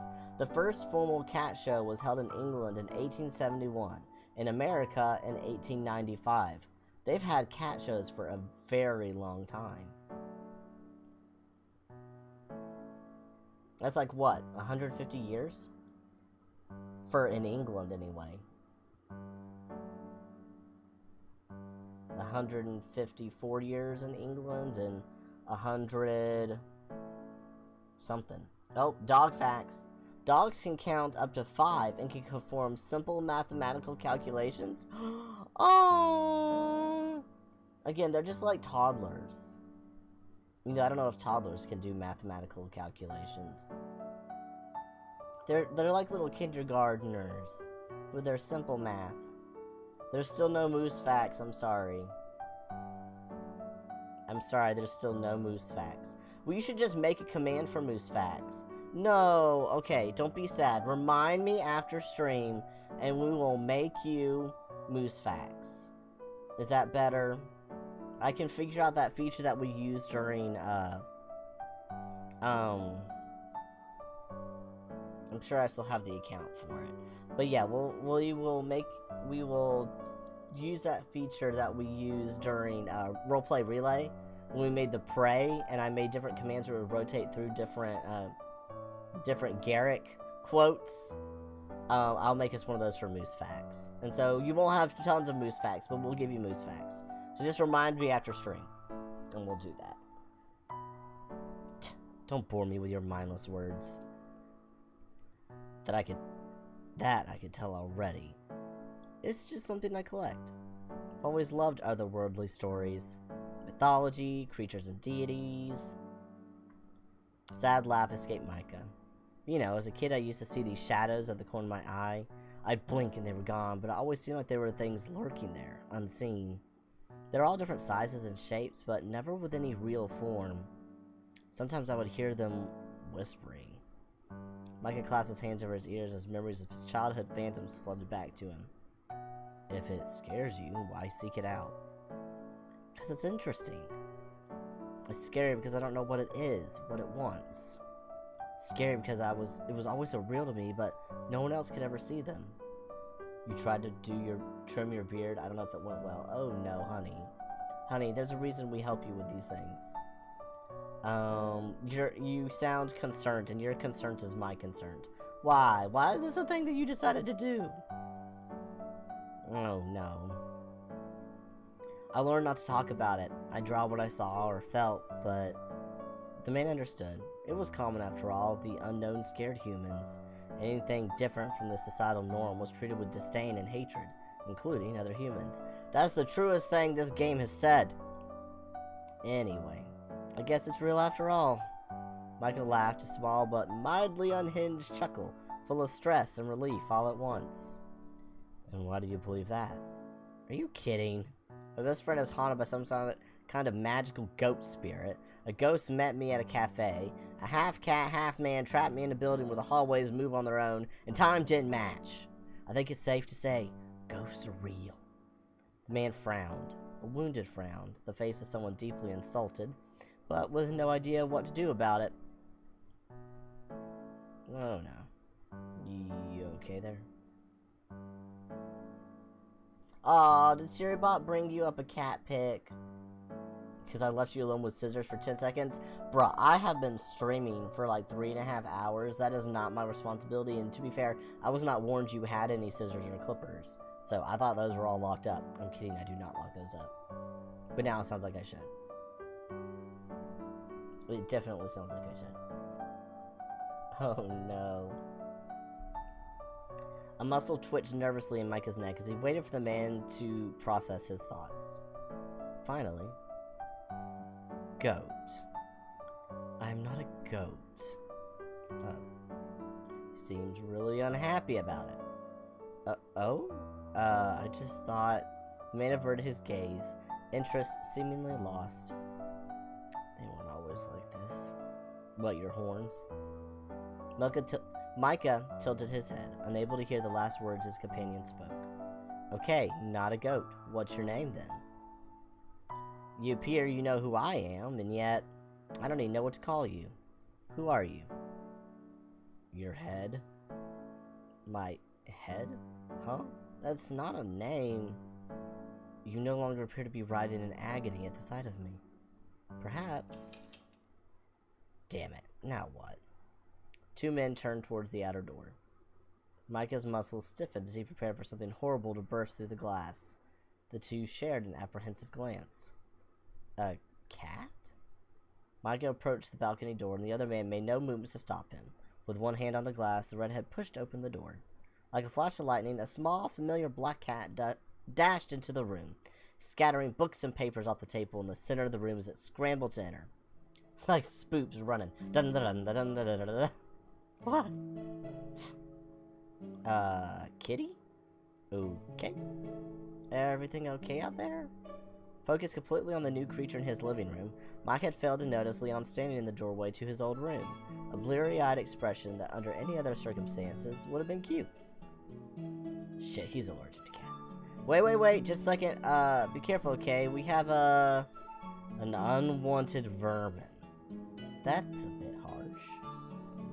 Why is there a cat here? Leon's eyes fell on the small feline, panic gripping him as he covered his face with his sleeve, stumbling backwards into the doorframe. Meow! Little shit sounds happy. Enough, this is ridiculous. Something deep inside Micah snapped a little. There are only so many things one person could possibly take. Greed. Reveal yourself. Oh, that was unexpected. The ears on the kitten drooped at the scolding, and Micah was reminded of the tiny creature cowering from the monster in the stairwell. Nothing felt right about this situation.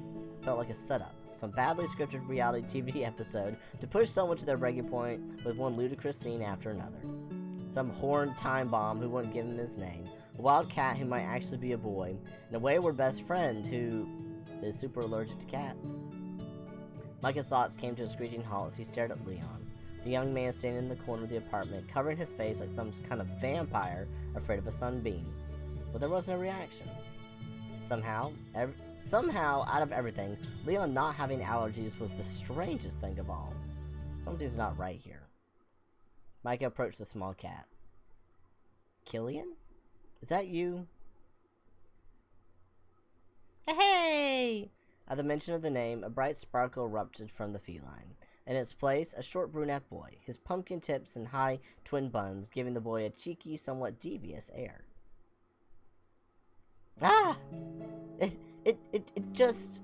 Leon's face was a mask of horror as he watched the unassuming feline become a human. Before you wonder, he sees now because of me. Huh? Oh.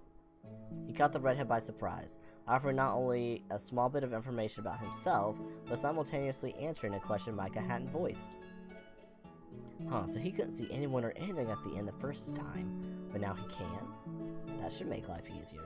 That's convenient. Killian, what are you doing here? How did you find me? Again, that is. You know this thing? Thing? Killian is not a thing. The already adorable round cheeks on the boy puffed out in anger at the suggestion. Killian is not supposed to be here. Micah wasn't sure what it was in that comment, but it carried not just a threat and warning, but a sense of disappointment. Whatever it was, shook the boy to his core. Everyone seems to terrify this kid. Aw, don't be mean to Killian, he's just a little baby. He was afraid of Emerus too. I get the impression that they're both really powerful. Love that for me. just attracting intense, high-powered men left, right, and center. Yeah, we are. I'm taking a screenshot of that quote. And Leon, I guess. Oh, poor Leon. He felt exhausted just thinking about it. Killian, ignore them for a moment and answer me, please. How did you get here? Killian still stood on the coffee table where he materialized, his hands gripping his puffy red pants. He looks like he's about to cry. I kind of feel bad for him. Micah smiled at the boy. Where did you go before? You disappeared so quickly. Killian is sorry. The human came, and Killian had to hide. We're not supposed to show ourselves outside the inn. Killian crouched, hugging his knees as he spoke, his eyes darting towards the unnamed being. With his eyes downcast, he did look sorry. Micah ruffled his hair, and the boy brightened up instantly. Is Master ready to come home? Micah raised an eyebrow at the question. Am I Master? That's weird. Home? I am home, Killian. No, not here. Home! Back at the inn, Killian has come to bring Master home. He crawled toward Micah sheepishly, lowering his voice so the other two didn't hear. And Master Emrys is getting worried. He said something bad had happened. Has any time even passed back there? What does he mean something bad happened? Damn cat spying on me. Killian whined as Micah frowned. Look, I'm getting a little tired of demands with no answers, Killian. Why don't you tell me who you really are and how you got in here? Or what that guy is for the matter. The boy shook his head fervently. Not here. Killian can't speak of it now. Master is waiting. Come. Killian tugged on his sleeve aggressively, making a desperate attempt to ignore Micah's questions as he pulled him away from Leon and the white-haired man and towards the front door. Killian! The boy flinched but released Micah. Don't yell at me. Don't yell at me, Killian. Micah rubbed his forehead, the stress oozing from the young man. Micah? What's going on?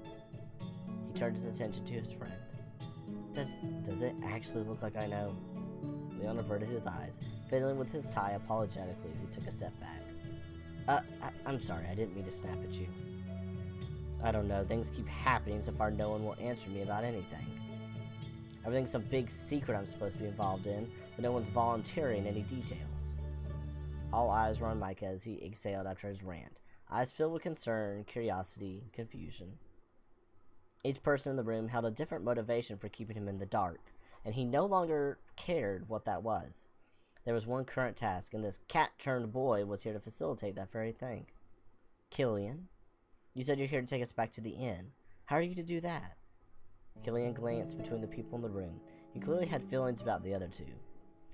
Fear flashed through his eyes at the sight of the white-haired man, and Leon he had to struggle not to wrinkle his nose at. Wonder if he's one of the residents that was disturbed by Leon.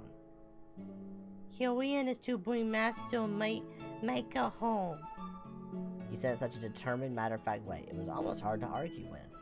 Unfortunately for him, Micah did. Just me? I'm afraid he goes against my deal with Master Emrys. He could almost feel the braid on the stranger bristle behind him at the mention of the name, but he didn't have the energy to deal with another temper tantrum from him. I told him when I left that I was bringing Leon back with me. Micah? Micah lifted his finger to silence his friend. He agreed to those terms, but if he lied to me... No! Master Emrys hasn't lied. He would never lie to Master Micah. He wants nothing more to protect Master Micah. Micah smiled at the boy. That's my Spoop's voice, by the way. He gets Spoop's voice. Despite looking so young, he must still be quite strong, even if he was thrown like a rag doll by the monster cat. I wonder which form is real, or if either is. He couldn't help but ponder the truth of Killian. Emrys had warned him not to trust the kitten he had been so fond of. Was he older and trickier than he appeared? Leon, too, had no reaction to him. If he truly was a cat, even a magical one, he expected Leon would show some aversion to him. He shook the thoughts from his head. Not helpful right now. Gotta keep focused. How... He is familiar with the grounds. Good grief. He is familiar with the grounds. Transporting humans will be taxing, even on someone of reasonable strength. something this pathetic creature is not. He seems to want to be helpful, but he's so damn rude about it. Where do you connect to, urchin? Killian frantically babbled something in response, his small figure trembling now that the man's focus was turned to him. Take us to the river, not the building itself. Right, the river. The building is protected. It will be easier and won't vaporize the uninvited. Vaporize? Leon's worried, but I get the feeling it's him who's uninvited. Micah regarded the horned stranger with interest. Fine, whatever. Killian, can you do that? Killian nodded, his face etched with worry. Don't worry. If Cat Guy asks, we'll just say I asked you to go there to make sure it was all safe, okay? Oh, you would lie to the rat. Perhaps you have yet to be indoctrinated after all.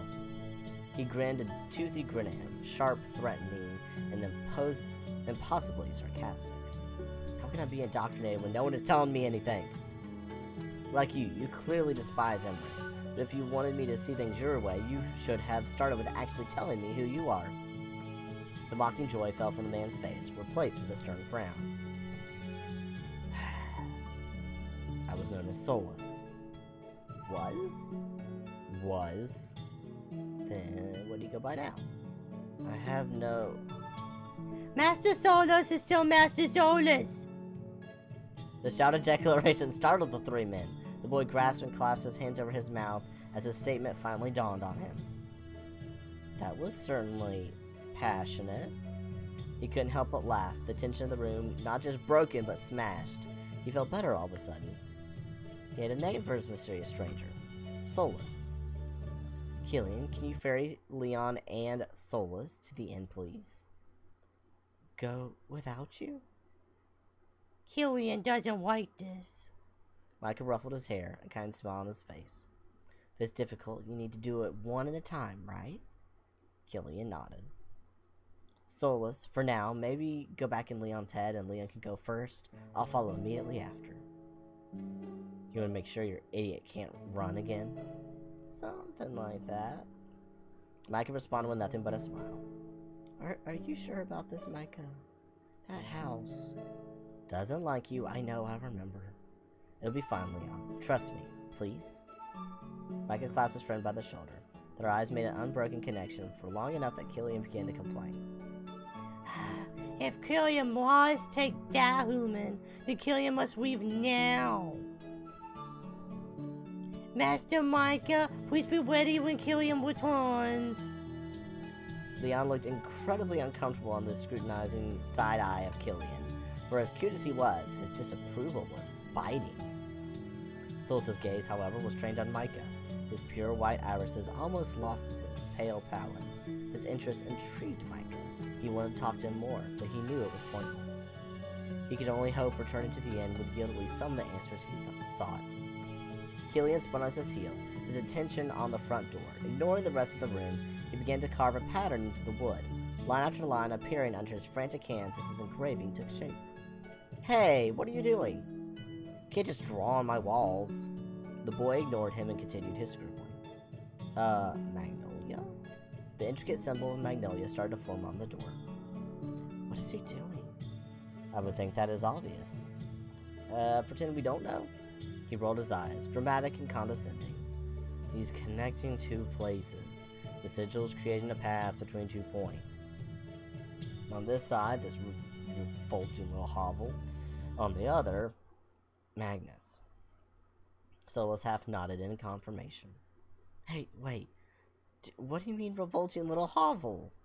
I was just gonna ignore that little dig. This apartment holds all my best memories, and it's super nice, actually. I wouldn't go that far. Solus's eyes narrowed, and he folded his arms as he stared the young brunette down. That was a weird flash of white. Before he had a chance to argue, however, a bright glow filled the room. Warm golden light started to creep through the hastily... Why did that make me yawn? Through the hastily drawn lines, the Magnolia insignia shining with rays of sunshine. Whoa, that's amazing. 2 young men stared at the sight before them in absolute awe. Never had they seen something like this. actual magic. Killian is ready! Leave now! There was a sulkiness to his pushy demands.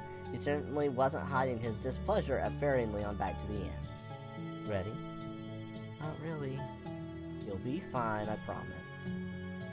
And hey, even though it's scary, isn't it worth it to maybe get this thing out of your head? Micah jerked his head towards Solus. He playfully winked at his friend, who awkwardly laughed and returned. Yeah, I suppose so. hallway! In you go. Climb into Leon. Your ferry awaits. A sharp gust of cold air and black smoke enveloped Leon as he took the boy's hand. And a moment later, a bright burst of light overwhelmed the room and they vanished from view. Micah was once more alone in his apartment. One would never know such mystic beings were present just moments before. The room looked like a normal, unassuming human living space. And he fell down and go boom. The redhead crumbled to the ground. The energy sat from his very bones. No turning back now. He just pass out? Micah hauled himself off the floor. He didn't know how long it would take Killian to return, so he needed to be quick about his tasks. What are you going to do? His tasks, as they were, in fact, very simple. All he had to do was grab the deed and letters from their hiding place in his bedroom. He was finally going to learn more about his past. More important, more about his family. There were many people over the years who thought his quest to find more about his blood relatives to be silly, a waste of time and resources. He disagreed. It was nothing against his aunt, she did her best, but he needed to know who he was, where he came from. Did he look like either of his parents? What were they like? It was easy for others to dismiss his search when their identity was so clear to them. He didn't know how he'd feel if he got all his answers, but he wanted to know them regardless. No, he had to know. He had a gap in his soul, a gap only this knowledge could fill. He just hoped that they were still alive to even find. That thought terrified him. His aunt had always refused to talk about her family. Micah dug out the deed from under his mattress. It wasn't a great hiding place, but he'd be able to tell if it had been disturbed. The letters he retrieved from a drawer. Oh my god, that word again. Drawer! Because we all know I can't pronounce it. The letters he retrieved from a drawer. The first, the letters from Gregory Riley, which came with the deed. The second, the letter he had from his childhood. The writing on them looked so similar. He was sure they had to be closely related. Emerus definitely knows Gregory. He reacted so intensely to the name. I wonder if he knows Edwin too, or Malcolm, whatever his name actually is. The small pile of documents had a weight to them far beyond the physical material. He carried with them the hope and apprehension of a young boy, desperately wishing for his parents. A familiar bright light and frantic crashing ripped Micah from his melancholy. Killian must be back. Gathering his things in a small bag, Micah exited the room. His return to the living room was met by a disheveled boy, soaking wet and desperately calling his name. Master Micah! Master Micah, you must come quick! Something terrible has happened! He didn't even have time to respond before Killian rushed towards him, his surprisingly strong hands gripping Micah's jacket, pulling him towards the insignia on the wall. Deep breath, Master Micah! Huh? Ugh.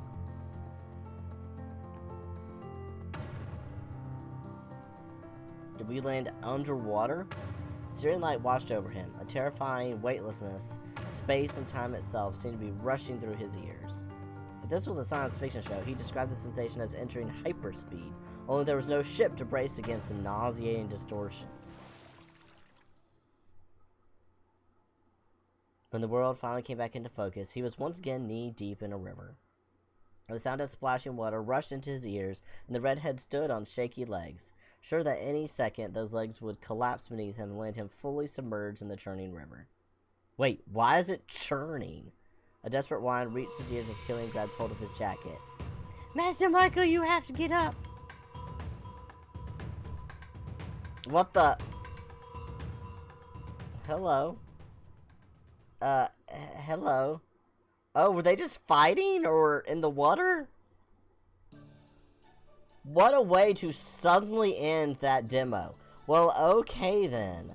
Wow, that was unexpected. Completely. But I liked that. That was a very, very sudden end. But wow, 3 hours and 40 minutes. So yeah, that was almost an 8-hour demo. That was a lot.